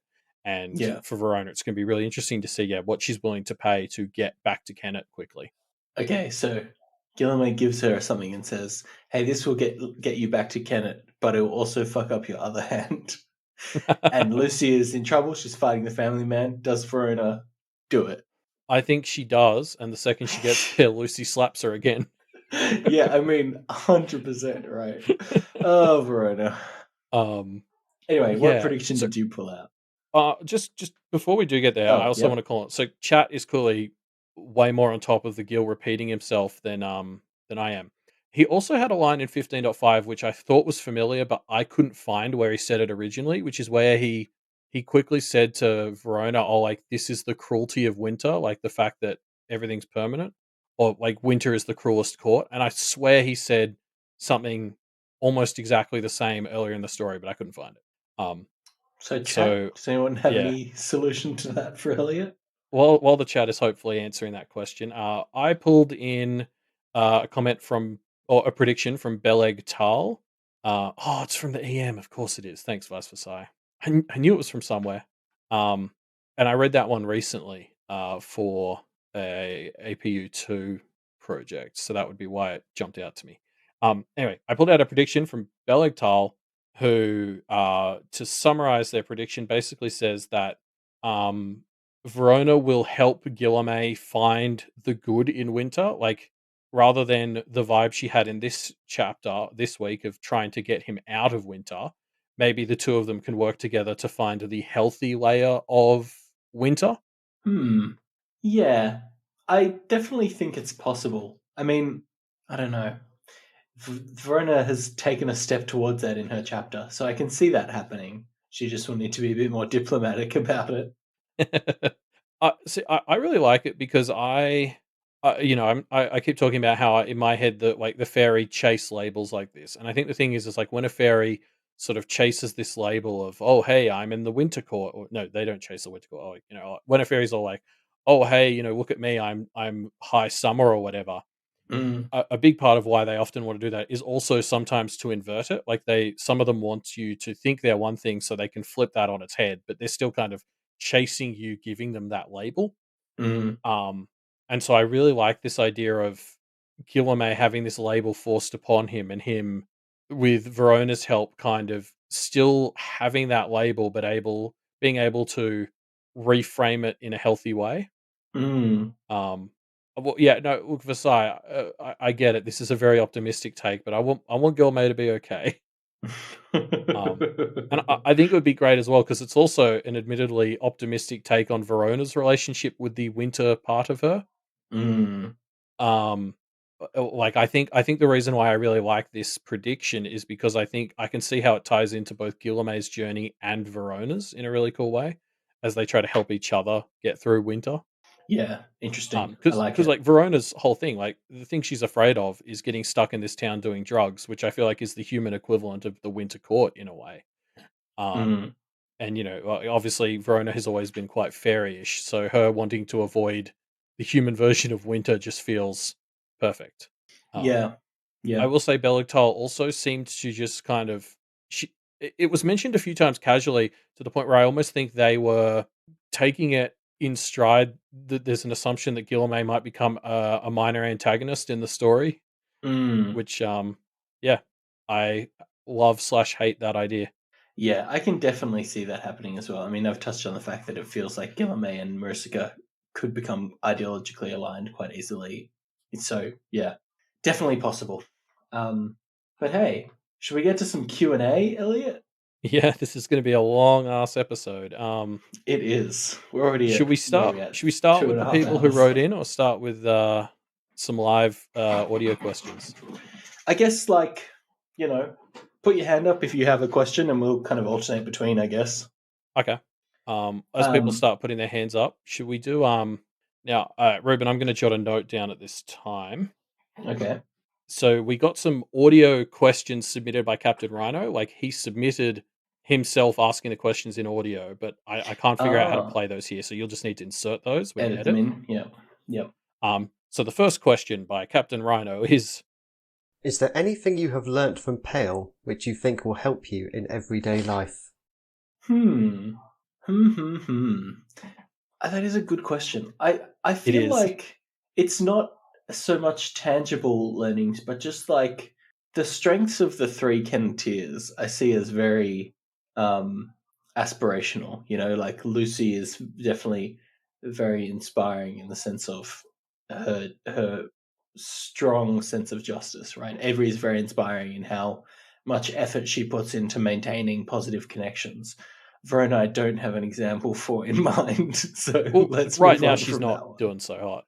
Yeah, Um, Verona is very inspiring in how she, you know, uh, erodes away all of her positive support networks with toxic mindsets. yeah, I guess to launch off the Verona thing, I don't think I've been quiet about the fact that I feel like a lot of the traps Verona has fallen into and is falling into are traps I have and am constantly falling into. Um, so I Yeah, true. definitely, More of an example of what not to do, I I, suppose. I definitely think my own relationship with following Verona in this story has been a bit of like, you know, uh, yelling at my past/present self. And I think there have probably been situations where I have, like, in the process of yelling at Verona for making the same mistake a bunch of times, taken a step back after recording and realized I'm doing the exact same shit in my own life. So I'd like to think that, in some ways, following these three characters has caused me to reflect on some of the own stupid shit I'm doing.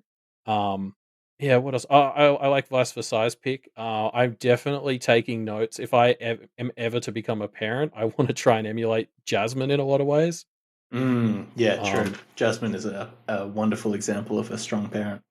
yes, and something Mirth Strike is mentioning as well. I think as much as I also have, as much as I relate to a lot of what Verona's going through, I think I've also flirted at different times in my life with being a bit of a brat. Um, and so I guess seeing him is always a reminder to not do that. To not be a brat. Yeah. Yeah, don't be a Yeah. brat.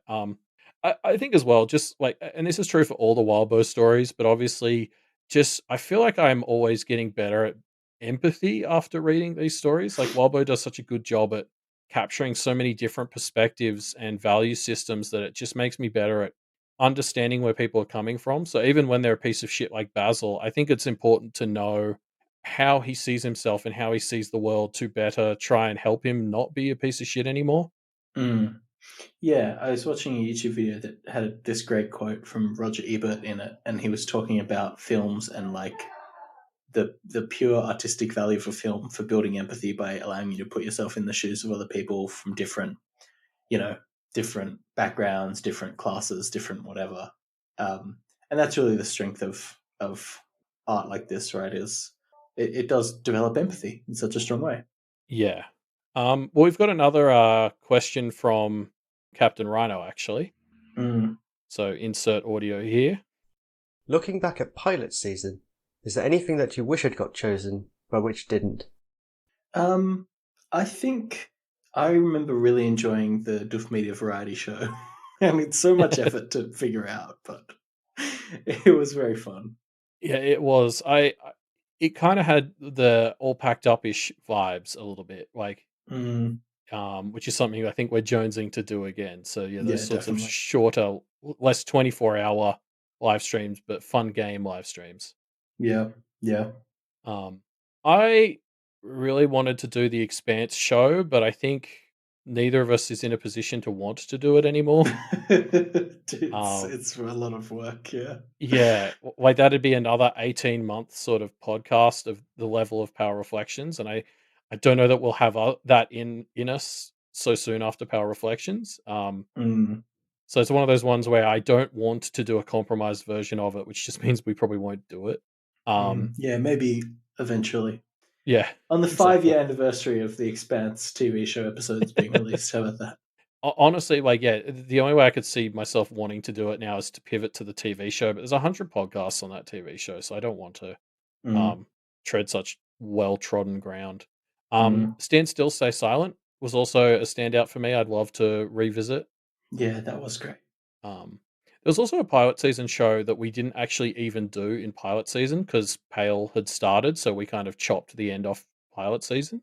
Mm. Um, I remember this one. I kind of wish we could have done it. It was called Loops. I Did It Again, which would just be analyzing different time loop stories. Oh, that's right. So, like, That's such a good title for a show that we have to do it eventually. yeah, the problem with that one was for me, the pilot season episode, like the first one, has to be Groundhog Day, and that's probably one of my least favorite time loop stories. It doesn't have to be Groundhog Day. Oh, it kind of It does kind though. of Like, does, but it doesn't have to if the be. journey of the podcast is meant to be seeing all the ways time loop stories can be used, How about this, uh, Elliot? yeah. Groundhog Day, the musical, which was written by Tim Minchin and is a real musical that we could do. Ooh, didn't know that. Oh, that would be You a know, good twist, huh? there's a sequel VR game too, which I'd love to talk To about. Groundhog Day, sorry. Yeah, it's Groundhog Day 2. It's a VR game. That can't be true. It is. Is it like official? Yeah. It's like That's one of those things where wild. the story is absolutely dreadful, but as a VR game, it's really solid. Like I would Groundhog Day recommend it as a 2. VR game. Just ignore the shithouse story it's got going on. Wow. That's unbelievable. Groundhog Day 2, the sequel is finally here and it's in VR. Yep. All right, well, moving on. Um, Yes. we've got a question from a listener here. It's the Wizard of Retcon. Hey, Wizard. Welcome. Hello. So my question is, what's been your favorite piece of lore that you've learned like through Pale? Like it's kind of been dropped either in a chapter or in extra materials. Ah, Oh, so that's like an interesting question. I mean, just the existence of like the paths, I think for me Yes, has been I my was going to say favorite. the same thing. I love when we get a little bit like a kick can alley style thing where it's just like, maybe we'll see it, maybe we won't, but it's just a very fun, small piece of world, I always find that delightful. Or maybe just finding out about others. Like, I don't know if you would count this as lore or not, but things like Wrongdoer Rothko. Was it Rotko or Rothko? I can't remember now. Ratko. Ratko, that's it. Like, I don't know if it's a lore, but it is just a small other that we're probably not going to see again, but is just great to meet briefly and get a little bit of cool vibes of before they depart. Yeah, I would definitely count that as lore. Yeah. Do you have a favorite piece of lore, Wizard? Honestly, anything to do with incarnations. That's always been like the part of the practice that fascinates me the most. Like relating to human experience. So any like piece of that drops, I'm like, ooh, I need to dissect this. Because we saw those 3 in the ruins in Arc 8, and I really thought they were going to come back at some point, but so far they haven't. They might. We they were might really get a bit cool. more of them. We'll see. Yeah. Well, thanks for joining us, Wizard. Yeah. Thanks for coming along, Wizard. Thanks for being patient with my audio fiasco. No stress. It's fine. We knew something like that would happen. Yeah, we would be forsworn if we didn't allow audio fiascos on this podcast. All right.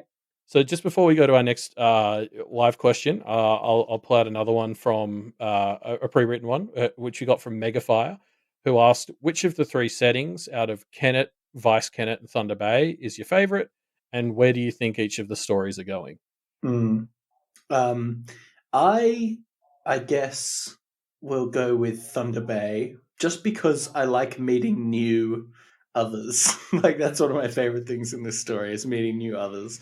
So anytime we go to a new place and we get the opportunity to meet new others, that really vibes with me. So that, I suppose. Yeah, it's hard to look past just something like a new area full of new practitioners and others. Yeah, right? Like, it's just very fun. When we first met Ashimre as an example, like, yeah, it's just so joyful. I mean, I'm going to say Vice Kennet personally, just because I like the idea of not just a new location like that full of new wacky personalities, but also just the way it's an inversion of Kennet in a bunch of ways, but also not others. I just find that super captivating. And also the way Verona has just dove headfirst into it is just a great story device. In terms of where they're going, I feel like Kennet and Vice Kennet are like obviously linked. Like, I have to believe that the story of Vice Kennet is about finding a balance between Kennet and Vice Kennet, and like eschewing this whole idea that it's one or the other, or that Vice Kennet existing means that both of them are doomed to be a shithole. Yeah, I think it definitely, the combination of them has to be where that's going, surely. Yeah, like it has to be a way to find a balance, and that just feels like the very Kennet and Kenneteer solution to the problem of let's figure out how to make these work. Yeah, I hate to say it, but for Thunder Bay, I think where it's going is somebody's going to make a lordship challenge, right? And it's probably going to be Florin. Yeah, Thunder Bay feels like where all of the Musa stuff is really going to be present in the story. Like Thunder Bay is going to be the area that kind of ends up at war with Musa. So yeah, I agree. I think it's going to be a mixture of people fighting for lordship in there, and just also like all the Musa dictatorship really coming to the fore, because Kennet is going to be one of the last places he goes. Yeah. Should we go back to some more live questions? Yes, we'll pull in Vice Versailles. Oh, here she is. Hi, can you hear me fine? Yes, we can. Hello. Hi. So I put a bit of thought into this one. I think with Gabe as our first interlude, the loss of John, and also the existence of Brett, Pale is a story with a lot of tragedy in it, and just some truly awful things. And because it's serialized, I think that when I sit down with Pale twice a week, the things that happen I register factually, but not necessarily emotionally. and some of the really terrible things just sort of slip through the cracks. And I was wondering what you two thought were the most tragic moments in Pale. Obviously, breast spider's death. No. uh, yeah, it's an interesting one because I think I have something similar to what you were saying, Vice, of like when we're reading the story, at least the first time I read through each chapter, it's very like, oh, I want to know, okay, what's the thing that is happening? Not necessarily what am I engaging with on an emotional level, but what's actually happening. But I think the one time that has broken through that for me is the goodbye between John and Lucy, which is just Yeah. fucking heartbreaking, right? Like That was going to be my answer. mm, Because I think, yeah, I like live reading actually kind of, I think, dampens the impact of that effect a fair bit, because when you live read, you are kind of forced to keep pausing and taking stock of what's happening so you can comment on it. And so I think it forces you to engage with what the story's doing right now a lot more. And that was live reading that chapter. I think it was break 2. Like, I was in tears for half of it. Like, watching John slowly pack up and then just say no to Lucy over and over again just broke me. yeah, that was pretty fucked. And I think Wildbow has let that moment have its ripples in things like Lucy getting the guitar and the dog tags and playing the guitar in the Undercity, and like things that allow that moment to still, even if you read it quickly and kept going, there's like weight that you feel throughout Lucy's chapters pretty consistently since. Yeah. God, tragic. Vice, do you What's have your a most tragic moment? Yeah. I had to do some thinking on it. The runners up were when I found out that the Karma in Exile had a beard, and therefore it wasn't John. yeah. I teared up a bit. In the dossiers, well, no, that's the wrong extra material. But when they were making their way back from the BHI and they realized they left Cherry Pop behind, I thought she'd been exterminated by the Steel Knife. But that was a bullet dodge. My real pick is that Marichika is the death of her brother in her interlude, where she describes like something going still in her chest and never moving again, and like she's an absolute monster. But the trick about monsters is that they've been made. They come from somewhere. Yeah. And that was a really clear moment where she went from a person in the world to the villain of this story. And it was just because she was born in a cruel place where speaking for too long meant her brother was turned into a tongue and then stepped on, which kind of sucks. And very clearly has had the ripple out effect of all of the other tragic things in this story, right? Which definitely gives it even more weight. It was just deeply illustrative of what Pale is trying to say, I thought. I love that. Yeah, great picks, and a great question. Thank you, Vice. I'll be off. Thank you very much. Thanks, Vice Versailles. So, yes, I guess Bird is next on our list. Hey, Bird, how are you? Hey, good. How are you? Good. Good to hear another Aussie accent on the show. Welcome. Yeah, we're normally just waiting in the wings. So my question is, let's say somebody pushed you out a magical window and you wound up in one of the following places. Which would be your choice? Mm-hmm. So, the Darkfall Market? No. 2 levels deep in the Warrens? No. In a contract with Muss's house staff? No. Definitely not. A random path? No. Or the surface of the abyss or ruins? No. Or Thea's magical world, which is the one that I would pick. It's got to be a path, right? I mean, I hate to say it, but they're all clearly terrible. But at least a path like Ruben, not magical and not having any real understanding of magic.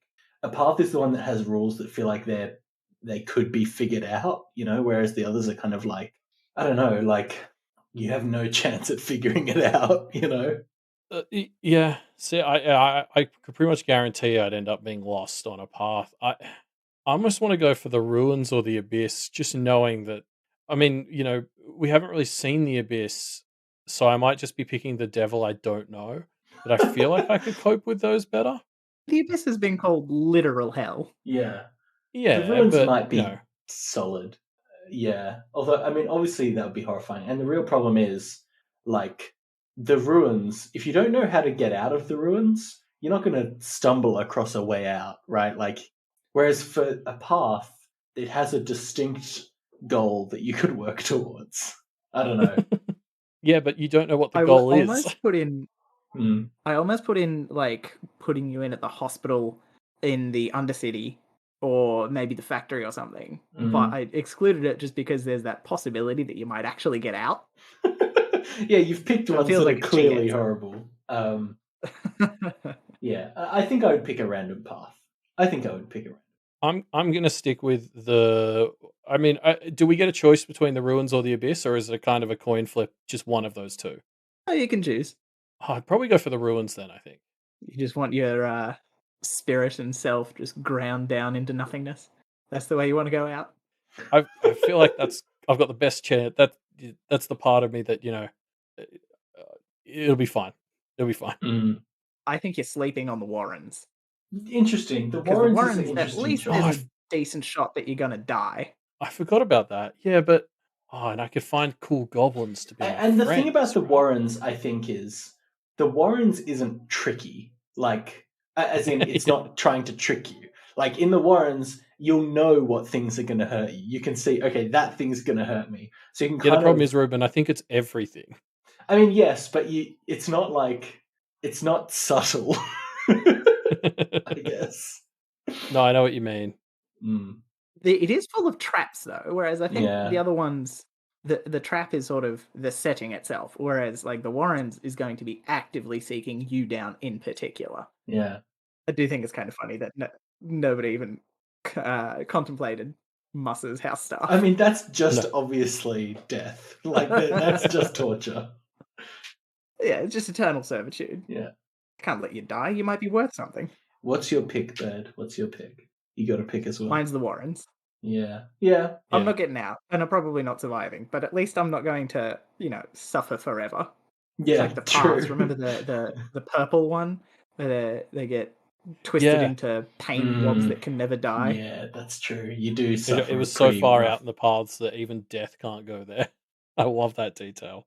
It wasn't it that it was specifically like confused by the layout? Yeah, Just something like that. imagining Discworld's death. Just going, what is going on? I just need a curry. Can't be bothered to deal with this. Yeah, cool. Thanks, Bert. Good question. So should we go back to some pre-submitted questions? We've got a question from Menaulon, who says, we've seen a lot of new types of practice in Pale. Out of these, which one would you want to see more of, and or which one sounds like the best one to actually learn or use? It could be recency bias, but I really found myself captivated by Basil's Scrivener practice. Yeah. And I'm still just pissed at him for taking such a cool idea and using it to steal shit. Yeah. That is an interesting one. I have to say, like, finders are new to us. I still think being a finder would be just so... I mean, I probably wouldn't want to be one, but I do want to see more of it because I just love the paths conceptually. Yeah, finders are my favorite to hear about. I would never be one. It's like I read like adventure books. I don't go on adventures. Yeah, we learned about the one that I really could see myself being probably is whatever the name for what Sebastian Harless is. Like, I could do that. I could be the middleman between people who are making deals. That's probably the thing I could do that would be like moderately low risk. Like, I'm providing a service. I'm just kind of helping people out. I'm hopefully not getting too involved in shenanigans. I mean, yeah, but probably more dangerous job than you expect, I imagine, being between people like that. Yeah, with true. the pressures they'll put on you. Yeah. Also, obviously, I do have to say, in terms of practices we've seen, there's a reason Jackson in Pace was a collector.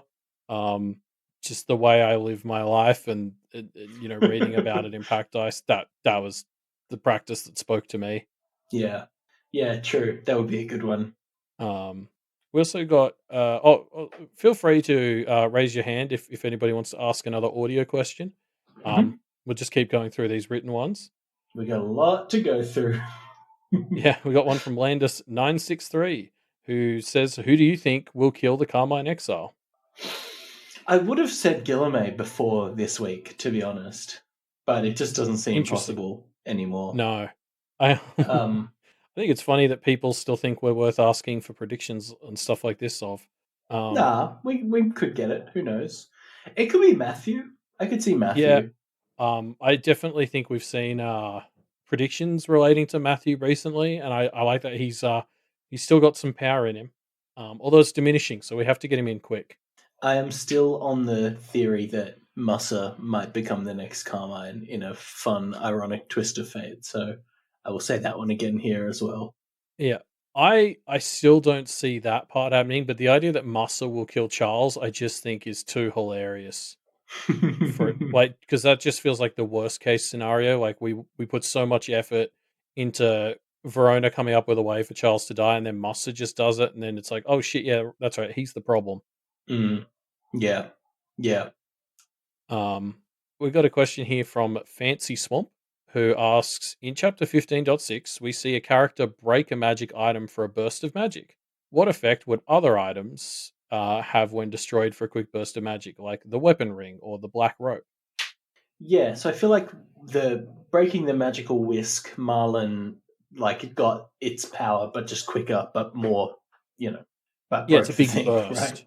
Exactly. Yeah. So I feel like for something like the black rope, for example, the black rope's whole thing is about allowing you to move quickly while no one's looking at you. So maybe it would move a lot of people around you, or like make you like do a kind of a burst of smoke that allowed you to not be seen by anybody, and you got away. Kind of, I don't know. Yeah, or just like a really big, like, could Avery jump from Australia back to Kennet by using the whole thing up? Something like that. The weapon ring's an interesting one to think about. Like, would you get some crazy powerful weapon, or no? See, that doesn't feel right because it doesn't have its own power source. It uses it's like it's something you channel it through. So, like, destroying it, does it just turn like everything in the room into a weapon? Or or like it's almost like a grenade that goes off that turns things to weapons around you, like a nail grenade, but with weapons that just are made out of the world around you. I could see that happening. Yeah, that's an interesting one. What a cool move that would be, and how symbolically significant it would be for Lucy to break the main weapon thing that she has in a final, like a small burst of violence, but giving it up forever. I think that would be very interesting. We got some questions from Beleg Tal. One of them talking about practitioners we already got, so we'll pass over that one. But they also asked, if you were an other, what kind of other would you be?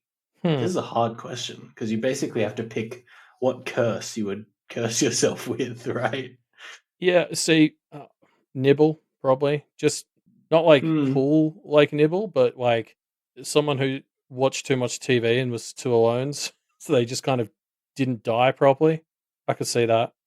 Yeah, I could see myself being a Toad Swallow-esque goblin, like a goblin, but one that's like kind of bending the rules a bit in that way, Yeah, or like goblin definitely feels like that. My instinct tells me some shape of mine a goblin. Like hopefully not, Elliot. Aim big. You hopefully could be not a major cherry goblin. pop. Yeah, but like I see myself more being like at most Toad Swallow size, like right. Yeah, if that makes sense, or like Gashwad size. Not as bad as Cherry Pop and Pecker, but not like Blunt Munch big. Yeah. Goblin. Goblin's a safe enough choice. You get to sleep a lot, living the dream. You're basically a koala with stuff. I was about to say. They're just koalas with attitude. A goblin is just a koala with attitude. I mean, we're all thinking it, yeah. Beleg Tal also asks, last time we had a Q&A, they asked what our favourite books or stories are. So, has it changed? What are our favorite books or stories these days? Elliot, you go first. It is 9 days until the final Expanse book drops, and I'm pretty sure I would have mentioned it last time, but the hype levels are out of control right now. It's 9 days, everyone. And then it's only like 10 days after that we get the final season of the show. My December is just going to be all about the Expanse. I don't have room for anything apart from Pale and the Expanse for the next 2 months. I'm trying to think what books I've read recently that I've really enjoyed. I've started reading James Acaster's Classic Scrapes again, which is just such a great book. And I think we talked about it very recently on a Doof After Dark bonus episode. So I guess I won't get into it too much, but it really is just a delight. Same with like we obviously talked about Superstore and Doom Patrol. Those are the other stories that I've been thinking about a lot recently.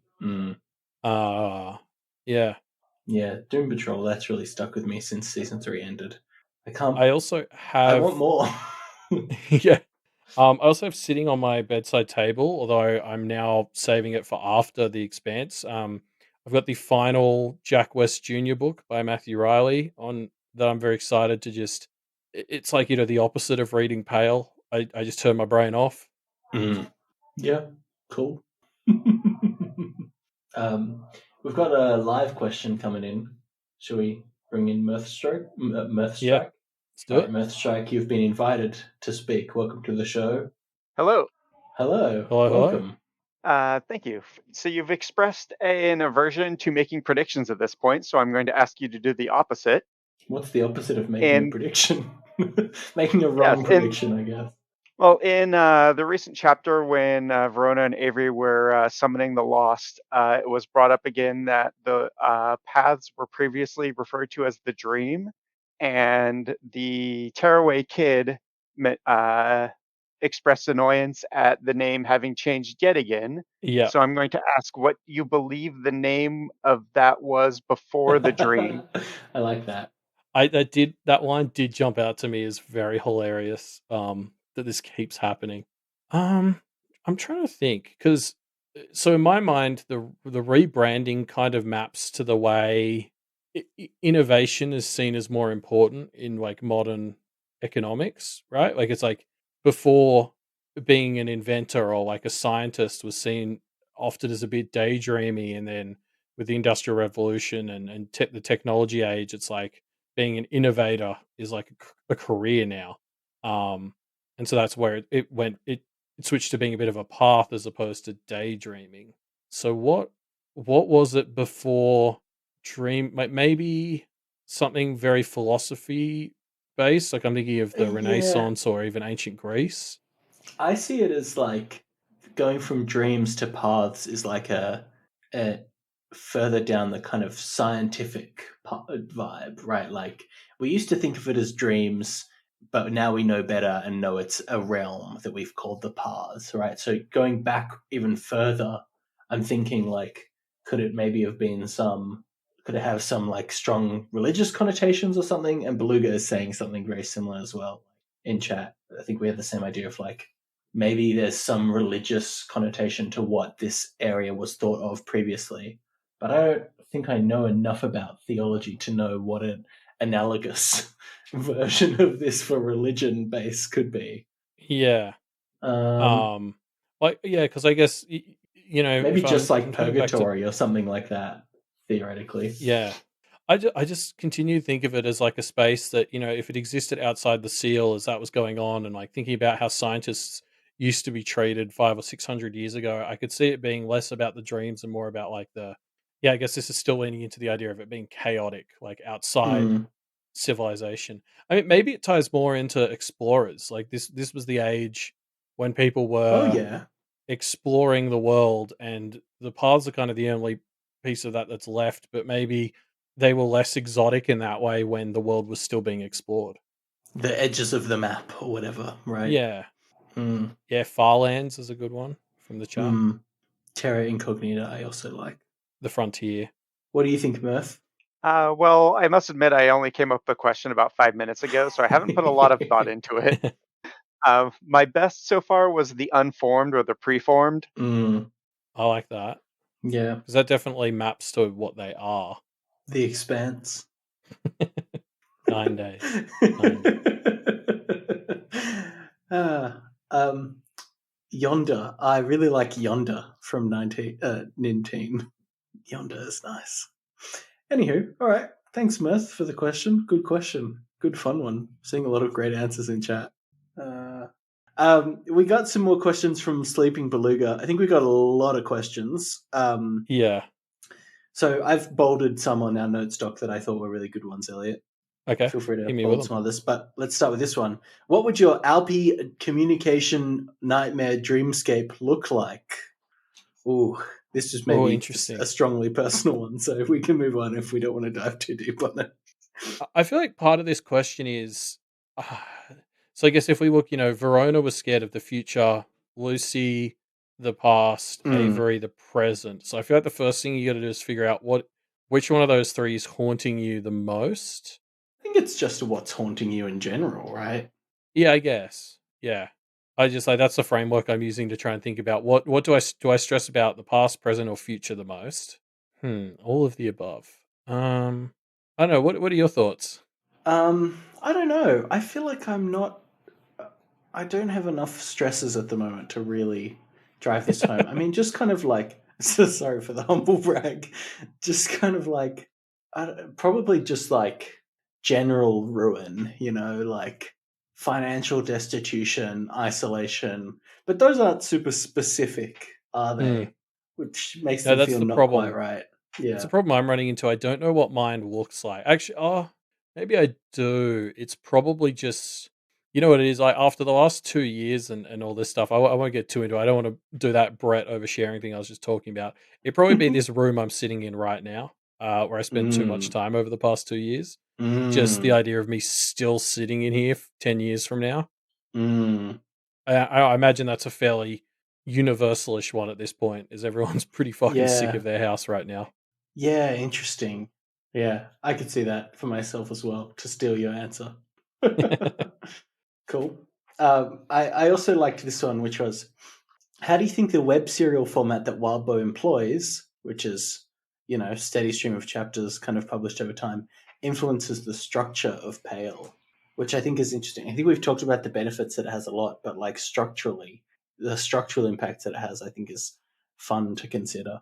Yeah, I mean, obviously, I think we talked a lot about when Arc 13 was ending, how you can't really replicate that experience in another medium. Like, I suppose, you could, if this was being released like a normal book series, you could have had like, Pale's Arc 13 come out and then just the book ends and everyone's like, wait, fuck, is that it?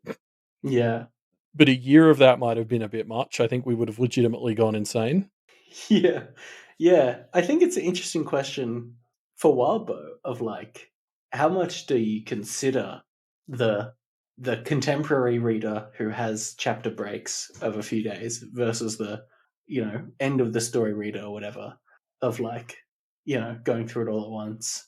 Yeah, I find it very fascinating. I do really like that it allows for a kind of experimentation a bit more. Like, Wildbow can try stuff like extra materials and not have to have it be, okay, this is going to be a part of it'll be a part of the story forever, but in a way that feels a lot like lower stakes, I guess. Like, we can have an extra material and it's not going to be like, this is getting published in a book and it has to be exactly correct, or exactly perfect. I don't know.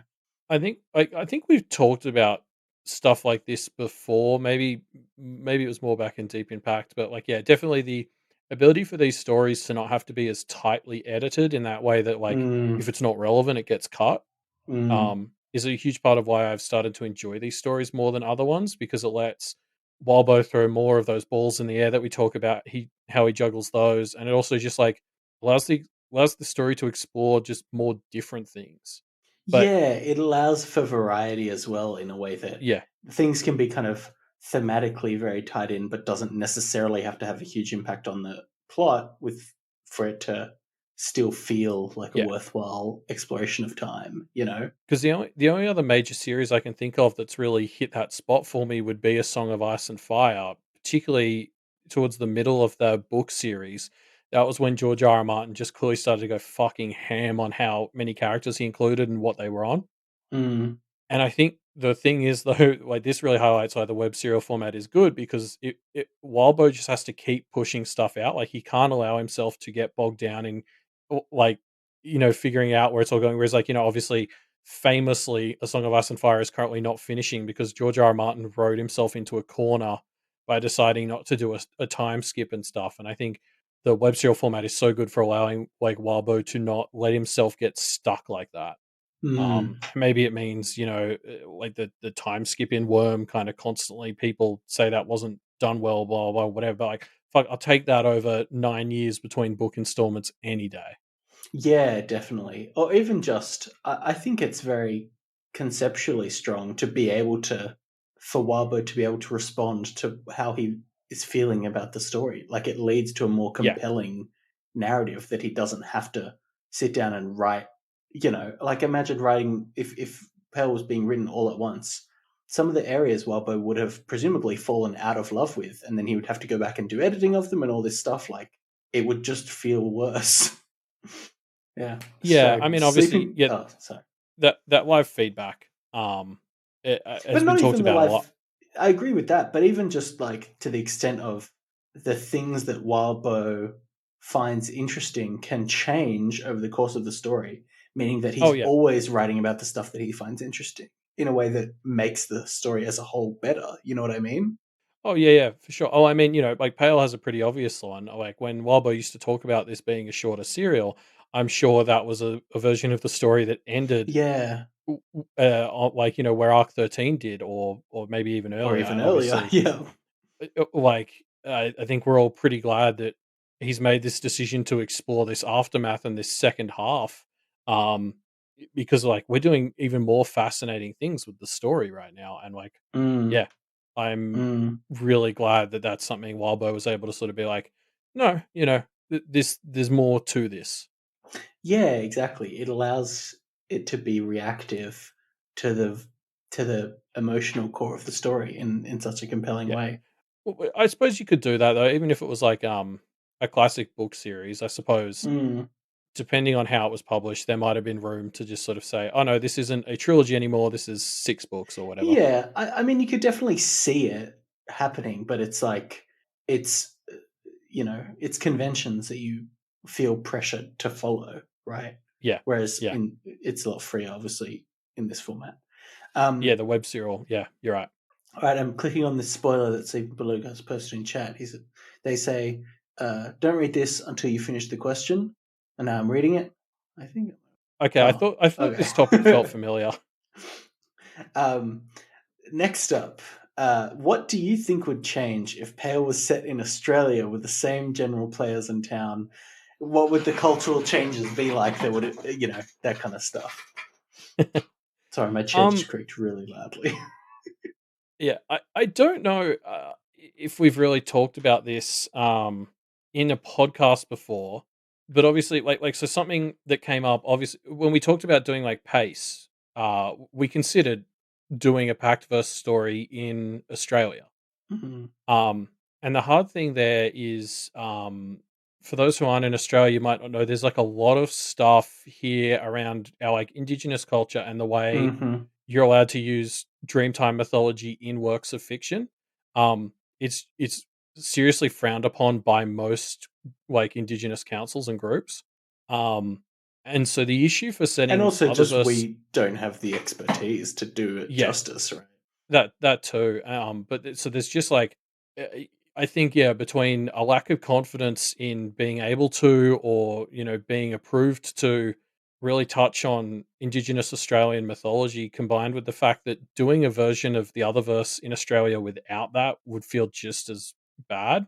Is kind Yeah, of why it we would. just avoided setting anything in Australia and why we just made up our own space, world. Yeah, I think there's possibly a way to do it that, while not diving into traditional mythology, acknowledges and represents the kind of contemporary problems that Indigenous cultures within Australia have. I mean, like, we have our own, I think to a lesser extent than America, but our own kind of problems with police injustice, especially towards Indigenous Yeah, Australians, right? Like, and I think those are some themes that could really take a play a part in the story or play a part in characters or representation in the story. Yeah. Without necessarily diving into traditional Indigenous mythology, maybe, but again, we maybe not the right people to take the reins on that. Yeah, I also think, and you might want to disagree with this as somebody who did grow up in the city, but I definitely am of the opinion that the smaller the community you grow up in, the more relevance and importance like Indigenous culture kind of has on where you are. Like there was a very strong presence of the traditional like Indigenous landowners in the area I grew up, and I didn't see any of that when I lived in Sydney. Yeah. So I guess my concern with something like remaking Kennet in Australia would be I can't see a way that Indigenous mythology wouldn't be important to somewhere like Kennet size. Yeah, true. Whereas if you were setting Pact-verse stuff in Sydney, you would be able to get away. Like that is just a much more Western dominated, exactly. like culturally placed. Like it's easier to not have the presence of as much Indigenous stuff and it feel like, depressingly fair to the state of the world. Yeah, that's interesting. I think you have the expertise to know more about, if Pale was set in Australia in a small dying Australian town, what would it look like? I mean, probably it wouldn't be too dissimilar. I suspect instead of factories, it would be, mining that would have like dried up locally or something similar, right?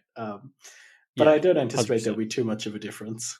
No, I think Australia and Canada are surprisingly similar culturally.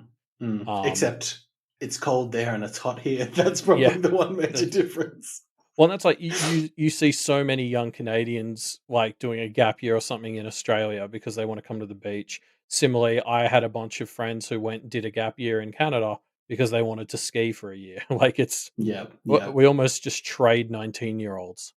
My sister, I think, around that exact same age, went and spent 6 months to a year in Canada. So I think that's like really common.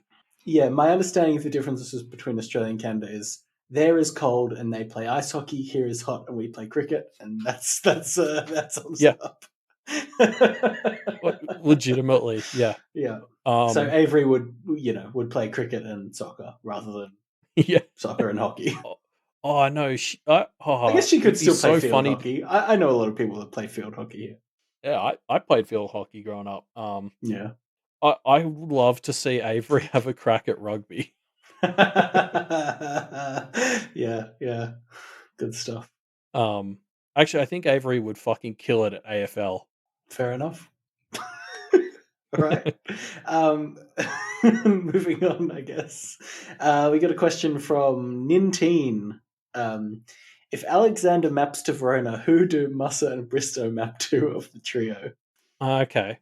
So if we're saying that there's a trio of Alexander, Muster, and Bristow, which there's other angles. Like I think the original trio we used to compare was Alexander, Durocher, and Ray. Yeah. But if we pick this trio, I think Bristow is the Avery, right? Because Bristow's whole thing is about collecting people in a way that is like a perversion of Avery's positive version of that, right? Which leaves Musser as Lucy. Does that fit? Yeah, it's the same kind of inversion of like, not respecting people and doing like Musser as an entity is somebody who is just like, this is the way the world is. You just do it and look out for yourself or whatever. And that's kind of the inversion of Lucy. Yeah, like societal focuses. As he looked at the injustice of society and went, well, that's how it is. Better take advantage of it. Yeah, like that. There you go. Easy. Boom. Solved. Sometimes the questions, you just check them off the list and bada bing, bada boom. We got a question from Ernie who asks, assuming that the Kennet others managed to defeat and evict the family man, the foreman, and the witch, who would you put in charge of the different parts of the Undercity? I like that we're all universally agreeing that the vice principal is chill. She can stay. I think the witch possibly could be chill as well. I thought so too, but now she's just made a truce with the family man, which doesn't earn her points. So here's the functions they need to serve, right? The family man has a lot of people in their territory and would need to be focused on, just kind of like keeping an eye on and watching over a bunch of different people. Yeah, they're also, remember, these are like inversions of the Ken component roles. Like, so Yeah. like the family man is this inversion of a net. He has to do with the concept of family and community in the town. So it'd need to be somebody who thematically is linked to that too. Edith. So No, I can't think I of guess anyone. we just want someone, maybe Bracken for the family man, just as somebody who has Yeah. like that tie to his brother.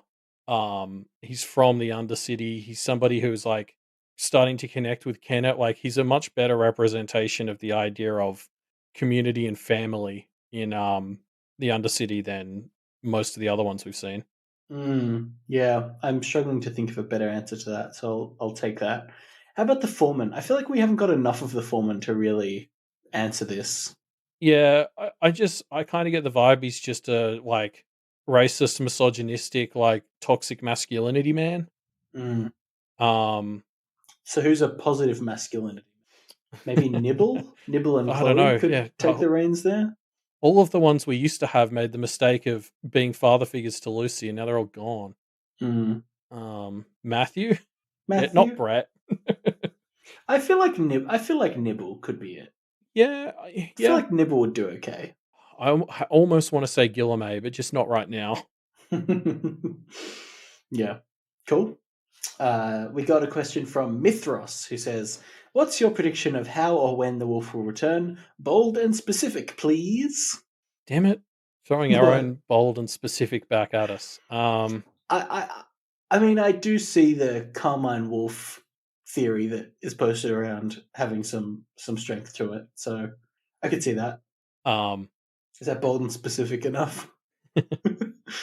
I still loved the wolf as just this old representation of like Avery. I'm still stuck on. I think I talked about this in like Arc 12 or something. I had that theory that the wolf was hoping to use Avery as this anchor to get found, and I think I remember I was really proud because I came up with this before we found out about founding. And the realization that existed a few weeks later just made me double down on it. So I want the wolf to be someone who's been building a plan to get brought to the real world through Avery. I don't know when she's going to pull the trigger on that or whatever, or what it looks like exactly, but that's my answer. So maybe it's playing into the Thunder Bay Lordship contest potentially. Maybe that's an opportunity for the wolf to come out. I think because we've had the 2-beat with the wolf, I think maybe the next time Avery goes to the the promenade. The promenade, yeah. If the wolf comes back, or if Avery makes a mistake and ends up getting a train back to the Forest Ribbon Trail, like something where the wolf uses their third connection to basically form this bond with Avery that she gets to follow her back to reality. Yeah, can see it. We got Aziza Did It, who asks, "What is the best path we've heard, mentioned, but not seen on screen?" And the obvious answer to that is Kick Can Alley. Yep, definitely. So check that one off the list. Definitely Kick Can Alley. I think I like the cakewalk too, although it's been intentionally vague. But just the idea of the cakewalk being a find a killer fucking tickles me. Yeah, the build up place, I forget what it was called. Yeah, I also quite like. I went through the list recently of all the paths to make Mario Maker levels of them, and the one that really jumped out to me was that purple prison that Bird brought up before. Like the idea of it being on the back of a giant animal and this maze that sometimes opens and lets others out, and people are there and they can't die. Like it sounds fascinating. Yeah. Well, I look forward to playing the Mario Maker level based on it. We also, to round it out, we got a question from Rid Tom, who asks 2 questions. First is a long one. Hold on, let me just process it. One of the big issues we are seeing in the world of Pale is that the past refuses to die on the macro scale. So the fairy courts control fey into stereotypes, the Warrens recycle violence, human practitioners obviously have legacies that are very strongly built in to family structures. So on the micro scale, how do we see this theme playing into Lucy, Verona, and Avery's lives? Yeah, I mean, obviously, all 3 of them have blatant connections to their parents. Like that's one of the things that's really Yes. resonated with this story is how much you can see all of their parents and the Kennetiers. Mm. Much to Verona's dismay, of course. Uh so that's like one aspect of that. I think that the But way their parents have yeah, impacted them. I think on the wider scale, though, the legacy they're trying to build isn't about their families per se, but about Kennet, right? Like Kennet is their child to an extent. It's the place that they're trying to build into the, they're trying to put all of themselves into. So I really think they Yeah. want the past to change, and Kennet is their vision for the new past. Well, yeah, obviously Kennet and the Kennetiers basically exist magically to fight this entire system of patterns being established and becoming true. Um, Mm, all the Kennet others basically came there to avoid their labels and their duties. The Kennetiers were awoken specifically to fight the practitioner standard. Um, so, like, obviously, it ties into them fairly strongly because they exist to try and fight that exact pattern. yeah, yeah. Rid Tom also had a side question, which was around. We mentioned earlier that we thought Mussa was the biggest threat at the moment, and you said that you would ally with Charles to stop Mussa. So therefore, why do we think the girls are focused on Charles and not on Mussa? Basically, is it emotional lashing out? Is it defeating Charles is on the way to defeating Mussa? Like, what's the deal? I mean, part of it's definitely like a vengeance thing. I mean Yes, 100%. There is a that's a vengeance part of it. component. Yeah. Um, and that's an absolutely reasonable one. But I think they're also just maybe I I guess I think maybe the Kennetiers are overvaluing the role of the Carmine and undervaluing the threat Massa dictatoring the entire state or province has on that as a concept. Like Mm. they're very much seeing replacing Charles as this way to put things kind of back as they were so they can get back to their slow grind the system away plan. And I don't think they're giving enough credit to the fact that if Mussa gets his way, it won't matter who the Carmine is. Yeah. I think that's really interesting because obviously they are. The thing to keep in mind is like their whole perspective is about other equality, right? So to them, lords and judges are on relatively comparable scales, whereas to Mussa, lords supersede judges, and Yeah. to the world at large, lords supersede judges, right? So I wonder if their like refusal to acknowledge that and insistence on seeing judges and lords at kind of similar-ish sizes and power levels is a part of their changing the system as well. I don't know. Not consciously, but yeah, I wonder if Yeah. that's where we're going. Yeah, maybe. I don't know. Mm, I'm just at this point I'm just worried that they're gonna not realize until it's too late how fucked Massa has them. Like yeah. just how much they won't be able to fight him when he gets his hooks into it. Luckily it seems to be Rook and Miss's focus. Um so I don't think it's gonna like catch all the characters by surprise, but I feel like there's gonna have to be a moment where they realize that Charles just isn't the priority. Mm, yeah. I mean, obviously, the Charles bias comes from the fact that he's obviously set up shop in the middle of their town and is fucking literally unraveling it. Yeah, but Um, the other thing about Charles that's interesting is his plan is to go up against, like, he thinks that he can take down not just Mussa, but practitionering in the region as a whole, right? Like, so he yeah, clearly thinks that he's a big threat. yeah, and I'm sure if he is still in touch with Marisica, which I'm still assuming he 100% is, that's got to be the ace up his sleeve. The fact that he's got like a clever fairy giving him like pro strats. Mm, mm. And that's the end of our Q&A, I think. We got any other Yeah, questions that we've missed in chat? Just kind of quickly looking back. yeah. Here's a Thank you question, for Elliot. being in charge of grabbing those ones from chat and putting them in the No doc. worries. I was not doing that, and I was panicking about how we were going to get to them. No, I grabbed them all. Except this one from Mirthstrike, who asks, does a defensive line count as oncoming traffic? I don't know Just the answer to that. a what? I think it's from rugby. I think it's from when we were talking about rugby. It's just Sorry. got a question mark. Oh, I'm not gonna lie. I brought up rugby. I barely know the rules. Forsworn. Especially- Forsworn. Oh no, I didn't say I knew the rules. You take my Australian citizenship, you go, but I'll tell you all about AFL's rules. We got a question from I'm Easily Oppressed, which is probably a good one to wrap up on, which is, what's it like making it to episode 100? If you'd known at the start you'd be going this far, would you have done things differently? It is a bit surreal. I didn't think we'd be going this long, obviously. I'm excited though. Like I think we've hit a good rhythm. I'm like I don't feel like, oh shit, we need to stop. Yeah. What would I have done differently? That's a hard question to separate from just the fact that the last 2 years have been a fucking nightmare for everyone globally. Yeah, true. It's hard to differentiate, isn't it? Like, there's a lot I would change about what I've done over the past 2 years, and that kind of feeds into and out of Power Reflections in a complicated way. For this show specifically, I wish I'd focused less on getting caught up in trying to predict where it was going and where it was going to end, and just enjoyed the ride more and tried to keep the we used to do our bonus bits back in Deep Impact, and we did them for like 2 arcs in Pale. I wish I'd sort of had so long we don't have time. Yeah. That's true, actually. It's just the fact that we're covering about 3 times as much content per week as we did for Pack.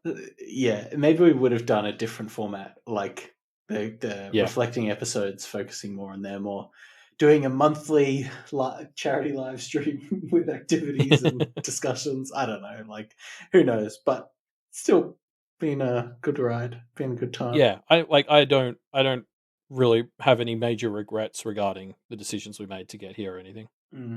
Like, little tweaks I'd make, but yeah. Yeah.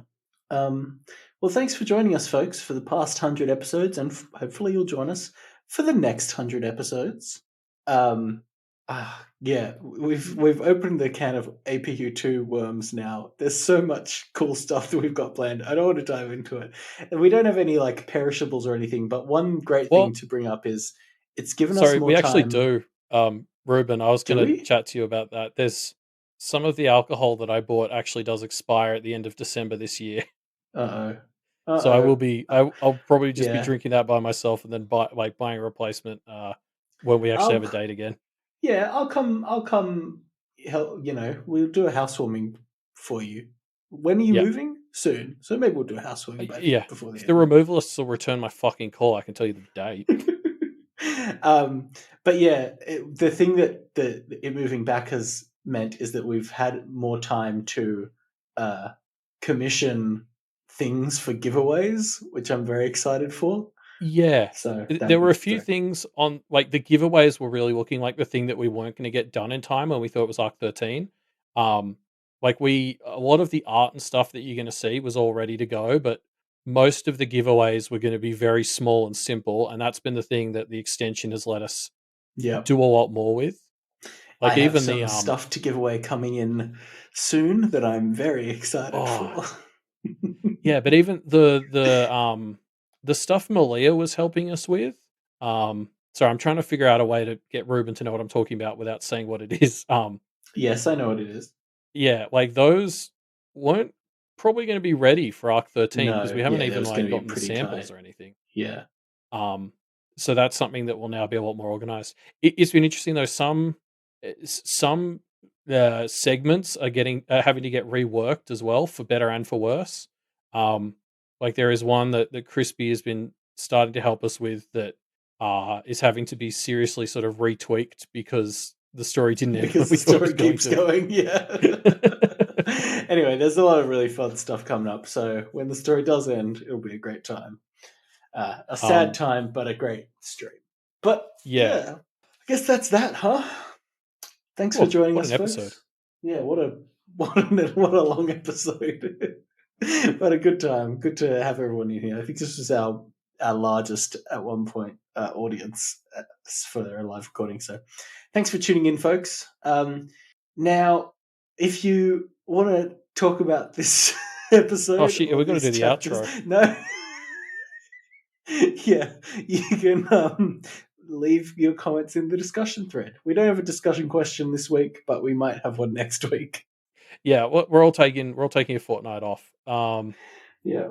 Check our Twitter. I'll be posting a bit of an update regarding the live reads there tomorrow after this Elliot, episode's you out. posted a meme on our Twitter. I saw it. Did you? Which one? Or you used our chat for some kind of meme. I can't remember what it was exactly. Probably. Oh yeah, More memes coming soon. It was I guess. the Duff account had posted the calendar, and you responded saying, "I like Power Reflections." Oh yeah, that. I just thought that was great. Since you're so anti memes on our Twitter. Anywho, so check out the Twitter if you want more great jokes like that one.